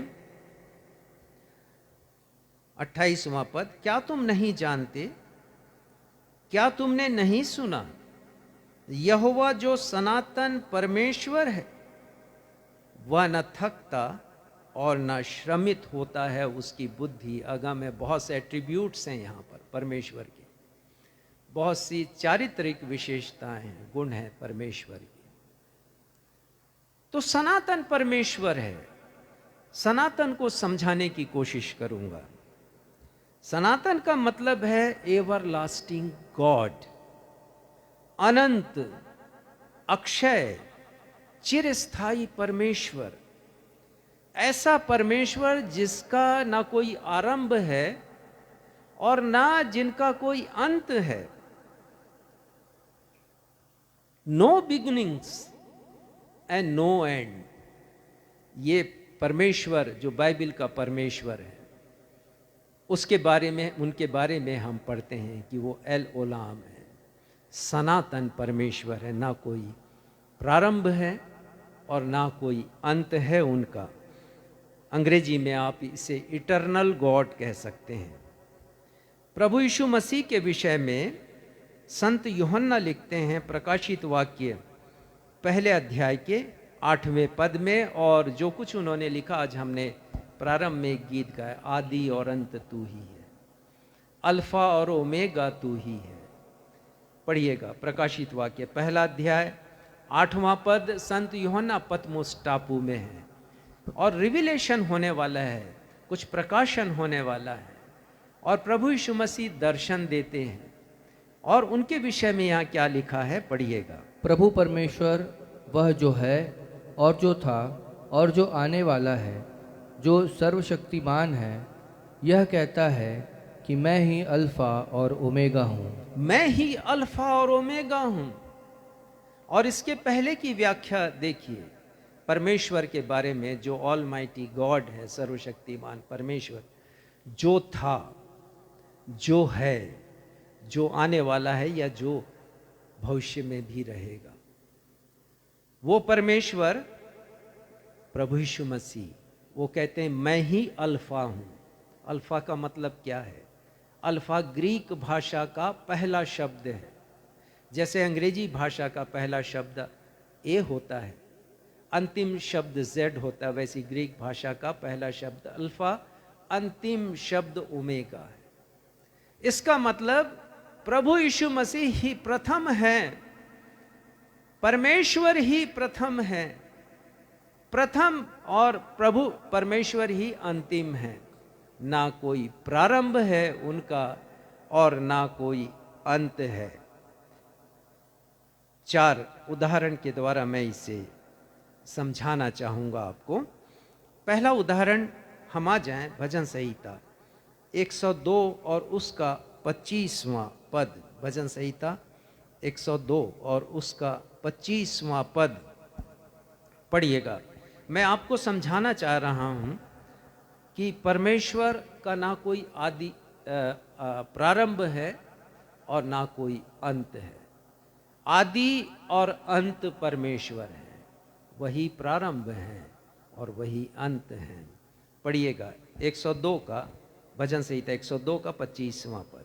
आदि में तूने पृथ्वी की नेव डाली और आकाश तेरे हाथों का बनाया हुआ है। हाँ, आदि में ये जो पृथ्वी हम देखते हैं, वैज्ञानिक कहते हैं करोड़ों अरबों वर्ष लगे हैं। बाइबल कहती है कि आदि में परमेश्वर ने पृथ्वी की नींव डाली है, आकाश को भी उन्होंने बनाया है। ये जो आदि शब्द यहां पर है वो बिल्कुल वही आदि शब्द है जो उत्पत्ति पहले अध्याय के पहले पद में हम पढ़ते हैं। आदि में परमेश्वर ने आकाश और पृथ्वी की सृष्टि की। और हिब्रू भाषा का शब्द जो यहां पर आदि के लिए प्रयुक्त हुआ है वो है रेशीत। रेशीत का मतलब है एक ऐसा आरंभ जिसका कोई आरंभ है, क्योंकि परमेश्वर ने बनाया, मतलब परमेश्वर इस सृष्टि के पहले से हैं। जो कुछ हम देखते हैं इस सृष्टि में, उसके पहले से परमेश्वर है। और एक समय आया है निर्माण का, पृथ्वी के निर्माण का, इस सौर मंडल के निर्माण का, और वो आदि में हुआ है। एक ऐसा प्रारंभ जिसका एक प्रारंभ है। लेकिन आप यूहन्ना 1:1 को पढ़ेंगे तो वहां पर भी लिखा आदि में वचन था। यूहन्ना 1:1 में जो आदि लिखा है वो ग्रीक भाषा का शब्द है एनार्के, जिसका मतलब है एक ऐसा प्रारंभ जिसका कोई प्रारंभ ही ना हो। A beginning which has no beginning, एक ऐसा प्रारंभ जिसका कोई प्रारंभ ना हो। तो सनातन परमेश्वर हैं, उनका कोई प्रारंभ ही नहीं है। कब आए इस पूरी सृष्टि में ये कोई नहीं जानता, केवल वही जानते हैं। 26 पद में फिर से वही बात लिखी है, भजन संहिता 102:26 में, और यहां लिखा है यह तो नाश होगा। क्या नाश होगा? ये पृथ्वी और ये आकाश जिसकी चर्चा हम पिछले सप्ताह से, पिछले रविवार से कर रहे हैं, ये सब नष्ट हो जाएगा, परंतु तू बना रहेगा। पहले भी बना रहा और आगे भी आप बने रहेंगे। और लिखा है यह सब कपड़े के समान पुराना हो जाएगा और वस्त्र की नाई बदलेगा। वह तो बदल जाएगा लेकिन तू नहीं बदलेगा। परमेश्वर कभी नहीं बदलते हैं। और 27 पद में लिखा है परंतु तू वही है, तू वही है, अपरिवर्तनशील परमेश्वर, अनचेंजेबल गॉड, और तेरे वर्षों का अंत नहीं होने का। परमेश्वर के वर्ष कभी समाप्त नहीं होते, मनुष्य के हो जाते हैं। और तो और ये सृष्टि का भी के वर्ष समाप्त होने वाले हैं, बाइबल कहती है, और वैज्ञानिक भी कह रहे हैं इस बात को। तू वही है, you remain the same, you will live for ever. और प्रभु यीशु मसीह के लिए भी यही प्रयुक्त हुआ है। इब्रानी 13:8 में लिखा है यीशु मसीह कल, आज और युगानुयुग एक सा है, कभी नहीं बदलने वाला। तू वही है, तू वही परमेश्वर है। ये सब कुछ पृथ्वी में बदल जाता है, लेकिन परमेश्वर वही है, जो कल थे वो आज हैं और युगानुयुग वही रहेंगे। दूसरा उदाहरण देना चाहूँगा भजन संहिता से ही, 90 अध्याय आप निकाल लीजिए। भजन संहिता 90 बहुत प्यारा अध्याय मुझे लगता है, वो इसलिए क्योंकि इसमें तुलना की गई है। तुलना की गई है अविनाशी परमेश्वर की हम मनुष्यों से, जो कि क्षण भंगुर हैं। हमारे जीवन की एक सीमा है, परंतु परमेश्वर असीमित हैं। यहां पर देखिए लिखा है दूसरे पद में, लिखा है इससे पहले कि पहाड़ उत्पन्न हुए व तूने पृथ्वी और जगत की रचना की, वरन अनादिकाल से अनंत काल तक तू ही देखिए ईश्वर बार है। बार इस बात को प्रकट किया जा रहा है कि सृष्टि की उत्पत्ति से पहले परमेश्वर पिता हैं, अनादि से अनंत काल तक। यहां पर भी वही बात लिखी है, फ्रॉम एवरलास्टिंग टू एवरलास्टिंग। अनेक बाइबल के अनुवादों में ये पंक्ति प्रयुक्त हुई है, from everlasting to everlasting, you are God. लेकिन न्यू लिविंग ट्रांसलेशन में इसका अनुवाद आया from beginning to the end, you are God. आप ही परमेश्वर हैं, आप ही प्रारंभ हैं, आप ही अंत हैं। इस भजन में मूसा नबी ने, इसे मूसा नबी ने लिखा है, परमेश्वर के अविनाशी स्वभाव, अविनाशी गुण, अंग्रेजी में एट्रीब्यूट, और मनुष्य के क्षण भंगुर होने की तुलना की गई है कि मनुष्य का जीवन अल्प है, मनुष्य का जीवन छोटा है। और आप यदि पढ़ेंगे 5वें और 6वें पद को तो मनुष्य के जीवन की तुलना घास से की गई है। और यहाँ लिखा है मनुष्य भोर को बढ़ने वाली घास के समान होते हैं। वो भोर को फूलती है और बढ़ती है, सांझ तक कट कर मुरझा जाती है। वैसे ही मनुष्य का जीवन है। परमेश्वर के वचन में न सिर्फ यहाँ पर परंतु अनेक स्थानों पर मनुष्य के जीवन की ब्रेविटी के बारे में या अल्पता के बारे में या छोटा होने के बारे में तुलना की गई है। फूल से तुलना की गई है, वाष्प से तुलना की गई है, भाप से तुलना की गई, छाया से तुलना की गई है।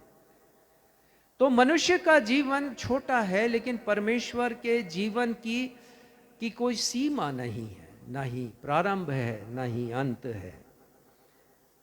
तीसरा उदाहरण देना चाहूंगा। निर्गमन के 3 अध्याय में परमेश्वर पिता ने मूसा को दर्शन दिया जलती हुई झाड़ी में, और वो मूसा से कहते हैं कि तू मेरी प्रजा को छुड़ा फिरौन के दासत्व से, तू उनका नेतृत्व कर, तू उनका अगुआ बन जा। और मूसा है तो तैयार नहीं, वो अपनी स्वीकृति नहीं देना चाह रहे हैं और बार बार परमेश्वर के सामने एक्सक्यूजेस रख रहे हैं, बहाने बना रहे हैं।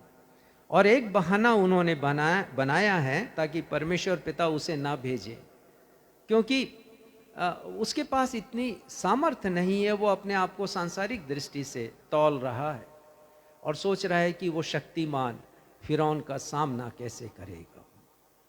सांसारिक दृष्टिकोण है उसका, और परमेश्वर चाह रहे हैं कि स्वर्गीय दृष्टिकोण उसके पास आ जाए। तो वो कहता है परमेश्वर पिता से, वो कहते हैं 13वां पद पढ़िएगा, निर्गमन 3 का 13वां पद। मूसा ने परमेश्वर से कहा, जब मैं इस्राएलियों के पास जाकर उनसे यह कहूँ कि तुम्हारे पितरों के परमेश्वर ने मुझे तुम्हारे पास भेजा है, तब यदि वे मुझसे पूछें कि उसका क्या नाम है, तब मैं उनको क्या बताऊं? वो कहते हैं परमेश्वर पिता से कि मैं आपका नाम क्या बताऊंगा। इजराइलियों से जाकर मैं कहूँगा कि मुझे परमेश्वर ने भेजा है, तो आपका नाम मैं क्या बताऊंगा। तो परमेश्वर क्या कहते हैं, पढ़िएगा 14वें पद में। परमेश्वर ने मूसा से कहा, मैं जो हूँ सो हूँ। परमेश्वर कह देते, जाके कह देना उनसे, मैं जो हूँ सो हूँ। और यदि आप फुट नोट देखेंगे, नीचे देखेंगे, तो वहाँ पर एक और वाक्य, छोटा सा वाक्यांश आया और उसमें लिखा मैं हूँ। मैं हूँ, परमेश्वर ने कहा, मैं जो हूँ सो हूँ, और सारांश में मैं हूँ। I am that I am की जगह आई एम। और इसके लिए हिब्रू भाषा का शब्द आया इहे या अशेर इहे या। इसका अर्थ होता है जो था, जो है और जो रहेगा। मैं हूं, मैं कभी भी था में नहीं आप बदल सकते हो, और मैं भविष्य में भी रहूंगा। मैं था, मैं हूं और मैं हमेशा विद्यमान रहूंगा। चौथा उदाहरण दूंगा, और ये भी बहुत अच्छा उदाहरण है। बहुत बार हम इस पर ध्यान नहीं देते, परंतु इस वाक्यात का वर्णन संत यूहन्ना ने किया है। निकाल लीजिए यूहन्ना रचित सुसमाचार 18वां अध्याय और 4था पद, और हम पढ़ते हैं कि यीशु मसीह गत्समनी बाग में है। और ये गत्समनी बाग का दृश्य गुरुवार की रात्रि का है, जिसे मॉन्डी थर्सडे के रूप में हम मनाते हैं। और यीशु मसीह वहाँ अपने शिष्यों के साथ हैं। संत लूका लिखते हैं 3 बार प्रार्थना उन्होंने की है। और हम पढ़ते हैं कि यहूदा इस्करियोती आता है महायाजक की पलटन के साथ, सैनिकों के साथ, यीशु को गिरफ्तार करने के लिए। और वहाँ पर ढूंढा जाता है यीशु है कौन, क्योंकि उस समय सभी सफ़ेद वस्त्र पहना करते थे। चांदनी रात का समय था, पूर्णमासी का समय, और सबके दाढ़ियाँ भी हुआ करती थी, लंबे लंबे बाल हुआ करते थे, पहचानना मुश्किल यीशु है कौन। तो यीशु मसीह पूछते हैं उस भीड़ से पूछते हैं। 4 पद पढ़िएगा, यूहन्ना रचित सुसमाचार 18वां अध्याय 4 पद। तब यीशु उन सब बातों को जो उस पर आने वाली थीं जानकर निकला और उनसे कहने लगा, किसे ढूंढते हो? प्रभु यीशु मसीह पूछते हैं किसे ढूंढते हो, तो वो कहते हैं यीशु नासरी को ढूंढ रहे हैं। 5वां पद कहते हैं, पढ़िएगा। उन्होंने उसको उत्तर दिया, यीशु नासरी को। यीशु ने उनसे कहा, मैं ही हूँ। मैं ही हूँ, मैं हूँ, I am that I am. मैं हूँ जो कल था, आज हूँ और युगानुयुग रहूँगा। मैं हूँ। और जैसे यीशु ने कहा, बड़े सामर्थ्य के साथ यीशु की वाणी निकली है। और 6वें पद में हम पढ़ते हैं कि लोग भूमि पर गिर पड़े हैं। ये दृश्य किसी और सुसमाचार लेखक ने बयान नहीं किया, केवल यूहन्ना ने बयान किया है। जो गिरफ्तार करने के लिए आए थे वो स्वयं गिर पड़े हैं। कितना अद्भुत है जब यीशु ने कहा कि मैं हूं। संत पौलुस लिखते हैं, पहला तीमुथियुस 6वें अध्याय के 16वें पद में, अमरता केवल परमेश्वर की है। अर्थात परमेश्वर अमर है, इमॉर्टल है, परमेश्वर पिता। पहला तीमुथियुस 6वें अध्याय का 16वां पद। और अमरता केवल उसी की है। अमर कौन हो सकता है? प्रश्न उठता है कि अमर कौन हो सकता है। और यह भी प्रश्न कि मनुष्य अमर क्यों नहीं हो सकता, तो मैं समझाना चाहूंगा। परमेश्वर पिता अमर इसलिए हैं, 3 बातें। पहली बात कि वो सेल्फ एग्जिस्टेंस है उनका, अर्थात आत्म अस्तित्व है। उन्हें किसी ने बनाया नहीं है, किसी ने सृजा नहीं है, और ना कोई नष्ट कर सकता है, क्योंकि उनका अपना एक एग्जिस्टेंस है, उनका अपना एक अस्तित्व है।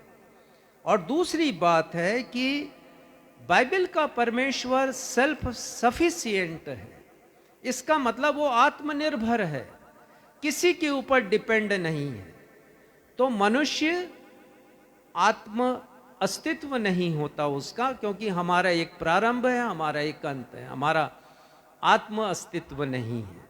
दूसरी बात कि हम आत्मनिर्भर भी नहीं रहते, हमें तो बहुत से लोगों का सहारा चाहिए, और यहाँ तक परमेश्वर का भी सहारा हमें चाहिए।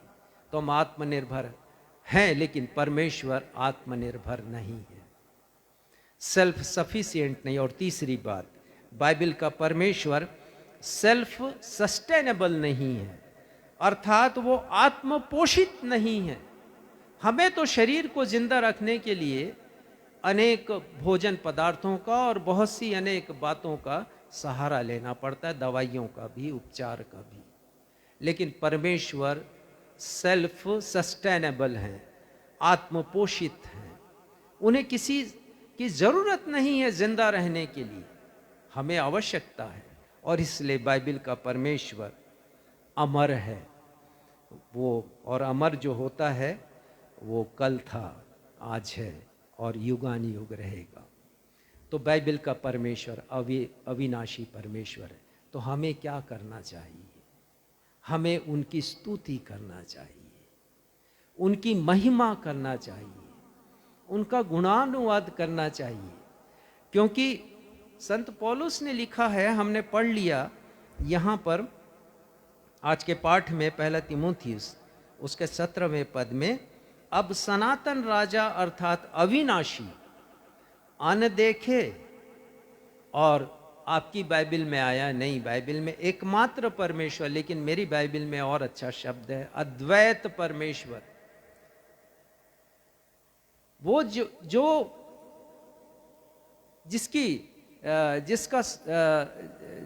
जिसका सामना कोई कर ना सके, अद्वितीय, प्रथम है वो, और दूसरे अर्थों में कह सकते हैं एकमात्र परमेश्वर है, जिनके तुल्य कोई और नहीं, ये कहना चाहिए मुझे। अद्वैत परमेश्वर, जिनकी तुल्यता में कोई पहुंच नहीं सकता, उस परमेश्वर की हम महिमा करें।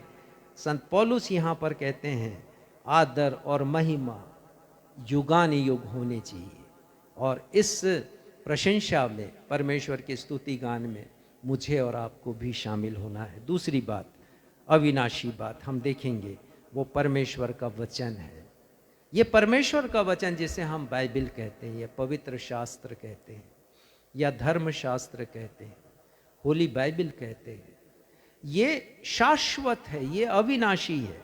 और आज पाठ हमने पढ़ लिया यशायाह 40 और उसके 8वें पद में लिखा हुआ है कि घास तो सूख जाती है। फिर से तुलना की गई है सृष्टि की, मनुष्य के जीवन की और परमेश्वर के वचन की। और फूल मुरझा जाता है, परंतु हमारे परमेश्वर का वचन सदैव, हमेशा, सदा अटल रहेगा, ये टलने वाला नहीं है। प्रभु यीशु मसीह ने भी कहा, जब उन्होंने इस संपूर्ण पृथ्वी के विनाश की भविष्यवाणी की है, मत्ती रचित सुसमाचार का 24वां अध्याय प्रभु यीशु मसीह के भविष्यवाणियों से, उनके दूसरे आगमन की परिस्थितियों से जुड़ा हुआ अध्याय है। 24वें अध्याय के 35वें पद में, अध्याय के समापन के पहले वो कहते हैं, आकाश और पृथ्वी टल जाएंगे, ये नाशमान है, परंतु मेरी बातें या मेरा वचन कभी नहीं टलेगा।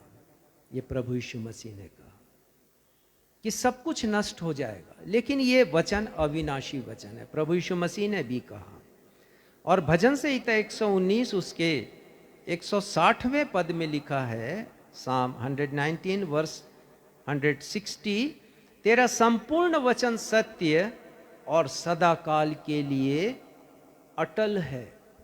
ये परमेश्वर का वचन कभी टलने वाला नहीं, ये अविनाशी वचन है। और संत पतरस लिखते हैं, पहला पतरस पहले अध्याय के 23वें पद में, और ये भी बहुत अच्छा पद है, जरूर आप इसे लिखिएगा। पहला पतरस पहला अध्याय 23वां पद, और वो लिखते हैं कि तुमने नाशमान नहीं परंतु परमेश्वर के जीवित, ये जीवित वचन है। और कैसे जीवित है मैं आपको बताऊंगा। जीवित और सदा ठहरने वाले वचन के द्वारा नया जन्म पाया है। तो हमारे जीवन में जो परिवर्तन हुआ है वो इस वचन के द्वारा हुआ है, इस जीवित वचन के द्वारा। और ये युगान युग बना रहने वाला वचन है, सदा ठहरने वाला, अर्थात युगान युग बना रहने वाला वचन, ये परमेश्वर का वचन है। और 24वें पद में यहाँ पर लिखते हैं, पहला पतरस पहले अध्याय के 24वें पद में, फिर से देखिए तुलना है, क्योंकि हर एक प्राणी घास की नाई है और उसकी सारी शोभा घास के फूल की नाई है।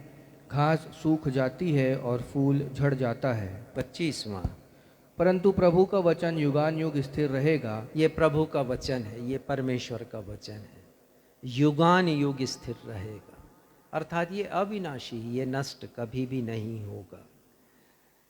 इब्रानी 4 अध्याय के 12वें पद में इब्रानी के लेखक लिखते हैं कि परमेश्वर का वचन जीवित है, ये जीवित वचन है, ये मृत वचन नहीं, ये केवल एक किताब नहीं है परमेश्वर का वचन, परंतु जीवित है। और कैसे जीवित है वो व्याख्या करते हैं कि ये प्रबल है, प्रबल मतलब क्रियाशील है, एक्टिव है, और हर एक दोधारी तलवार से भी बहुत चोखा है, और जीव जीव और आत्मा को और गांठ गांठ और गूदे गूदे को अलग करके आर पार छेदने वाला वचन है। जब इस वचन से प्रचार किया जाता है तो जीवित मनुष्यों के हृदय छिद जाते हैं, उन्हें एहसास होता है कि वो पापी हैं और उन्हें उद्धार की आवश्यकता है। ये सत्य है, ये जीवित वचन है, ये प्रबल है, ये एक्टिव है। और आगे लिखा है 13वें पद में, सृष्टि की कोई वस्तु उससे छिपी नहीं है। ये तो जीवित ही ये कमाल कर सकता है, ये आश्चर्य कर्म कर सकता है। मुझसे तो मेरी आंखों से बहुत सी बातें छिपी हुई है, मैं तो मन के विचारों को भी नहीं जानता, लेकिन देखिए इसमें क्या लिखा है, कोई भी वस्तु छिपी हुई नहीं है। और वरन जिससे हमें काम है, उसकी आंखों के सामने सब वस्तुएं खुली और बेपर्दा है। हाँ, वो लिखा है कि सब वस्तुएं खुली और बेपरद है, वो सब कुछ जानते हैं। ये केवल जीवित ही ऐसा आश्चर्य कर्म कर सकते हैं जो वचन करता है, ये साधारण वचन नहीं है। और 12वें पद के अंतिम हिस्से में लिखा है, मन की भावनाओं और विचारों को जानता है।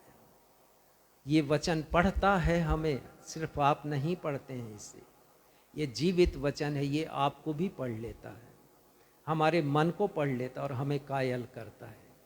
ये परमेश्वर का वचन है। और हमने आज देख लिया, उत्तरवादी पाठ है, भजन संहिता 19 में हमने देख लिया वचन की 7 विशेषताएं यहाँ पर लिखी गई। और आप ढूंढ लीजिएगा, समय नहीं है, मुझे आगे बढ़ना है। 7वें पद से लेकर 11वें पद तक दाऊद लिखते हैं 7 विशेषताओं के बारे में। वचन की 7 विशेषताएं हैं, आप इसे ढूंढ लीजिएगा, ये होमवर्क मैं आपको दे रहा हूं। और यहां पर भी वो लिखते हैं, उन्हीं से तेरा दास चिताया जाता है। ये परमेश्वर का वचन है जो हमारे हृदयों को कायल करता है, हमें चिताता है, हमें सावधान करता है कि हमें कैसी राह पर चलना है। तो जैसे हमारे पेरेंट्स हैं, वो हमारी काउंसलिंग करते हैं, परामर्श करते हैं, हमारे मित्र हैं, ये परमेश्वर का वचन है। जो जीवित है वही परामर्श देता है, और ये परामर्श करता परमेश्वर का वचन है। हमारी क्या स्थिति है, हम कितना महत्व इसे देते हैं।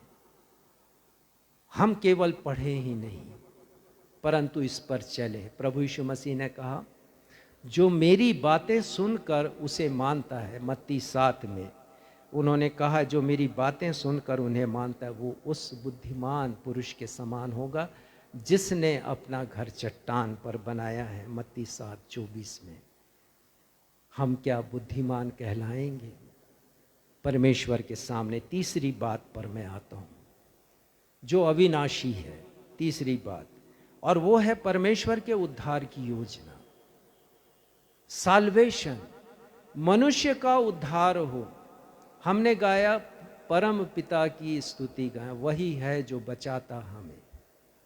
ये जो बचाता शब्द है, किस बात के लिए लेखक ने लिखा? इस गीतकार की मैं हमेशा तारीफ करता हूं। वो जो कि उद्धार देता है, परमेश्वर पिता उद्धार करते हैं। और उद्धार है क्या?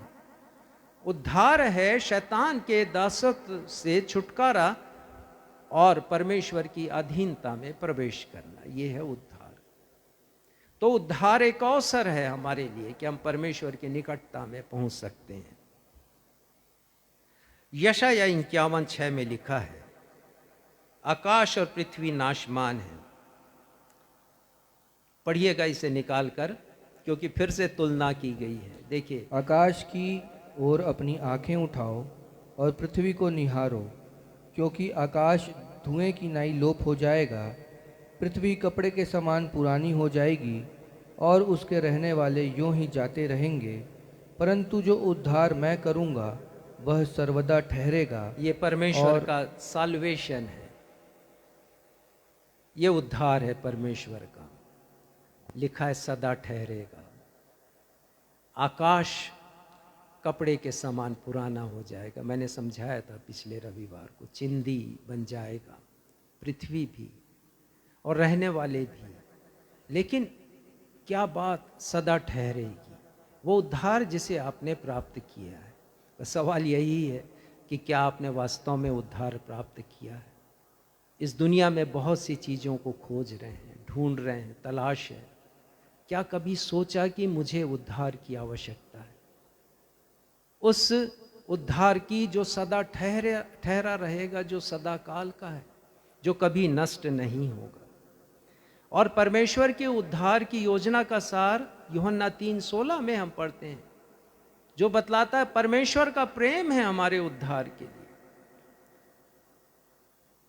कि सारे जगत से उन्होंने प्रेम किया है ताकि जो कोई विश्वास करे वो नष्ट ना हो, नाश ना हो, परंतु उद्धार पाए, सदाकाल ठहरने वाला उद्धार। तो विश्वास से, विश्वास का परिणाम उद्धार है। उद्धार का परिणाम अनंत विरासत है। और अनंत विरासत का परिणाम अनंत महिमा है। मैं इसे फिर से बताऊंगा, समझाऊंगा। विश्वास जब हम करते हैं उद्धार मिलता है, और जब उद्धार मिलता है तब हमें अनंत जीवन मिलता है, जो विरासत है, हमारी पूंजी है। प्रभु यीशु मसीह ने हमारे लिए रखा है अनंत जीवन, और अनंत जीवन का परिणाम अनंत महिमा है। इब्रानी 9:12 में लिखा है कि हमारा छुटकारा अनंत है, अर्थात अनंत उद्धार हमारा हुआ, ऐसा जो कि कभी नष्ट नहीं होगा, जो कभी नाश नहीं होगा, अनंत, जिसका कोई अंत नहीं है।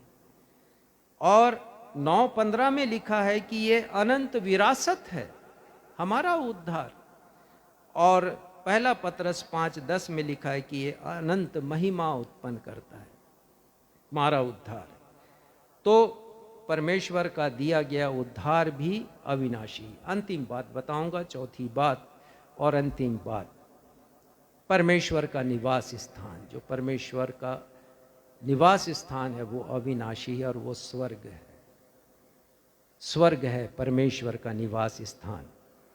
और प्रभु यीशु मसीह ने हमें प्रार्थना करना सिखाया, और उन्होंने कहा कि इस प्रकार से प्रार्थना करो, हे हमारे पिता तू जो स्वर्ग में है। उन्होंने बता दिया कि परमेश्वर का निवास स्थान स्वर्ग में है, वही स्वर्ग जहां मुझे और आपको जाना है। देखिए कितना अच्छा इंतजाम किया है परमेश्वर ने, जो कि स्वयं अविनाशी है। वो चाहते हैं कि मैं और आप भी अविनाशी स्थान पर पहुंचे। इसलिए यूहन्ना 14 अध्याय के प्रथम पद में यीशु कहते, तुम्हारा मन व्याकुल ना हो, तुम परमेश्वर पर विश्वास रखते, उस परमेश्वर पर जो स्वर्ग में है, मुझ पर भी विश्वास रखो।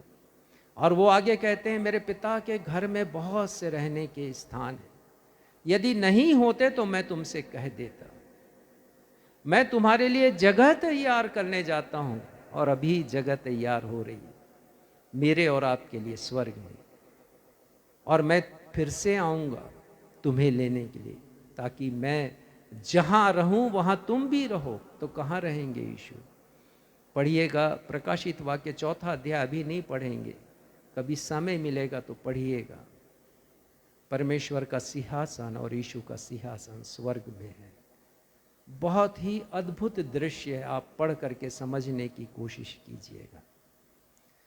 तो स्वर्ग परमेश्वर का सिंहासन है।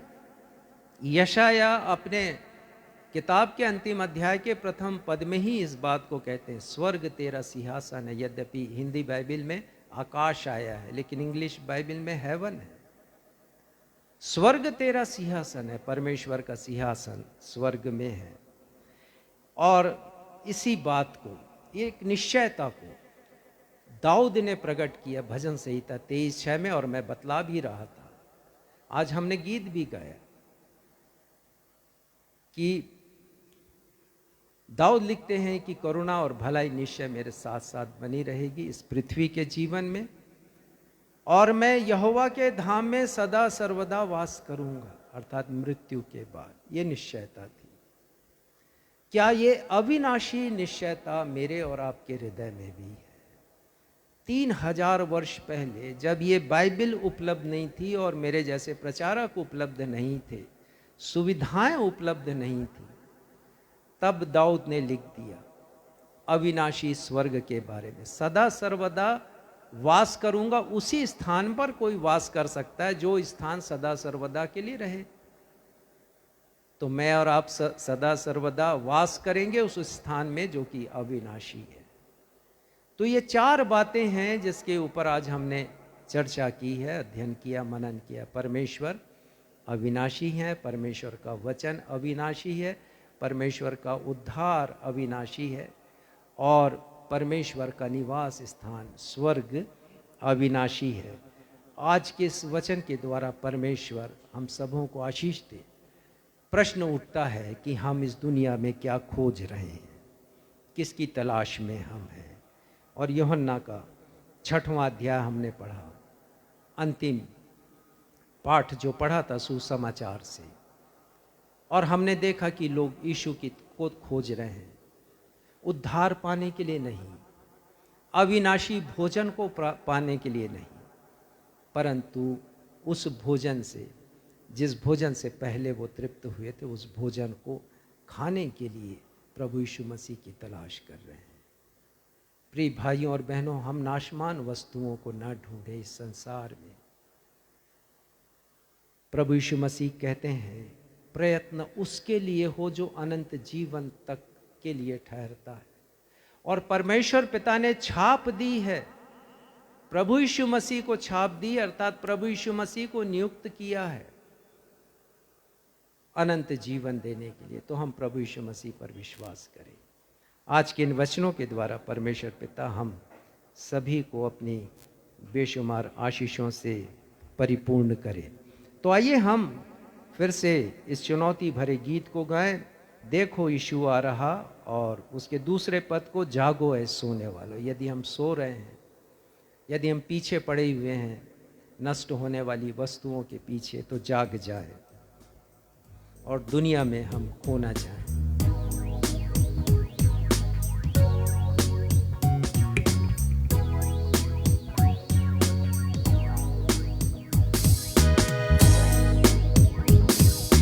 जागो ऐ सोने वालों, दुनिया में तुमको न जाओ।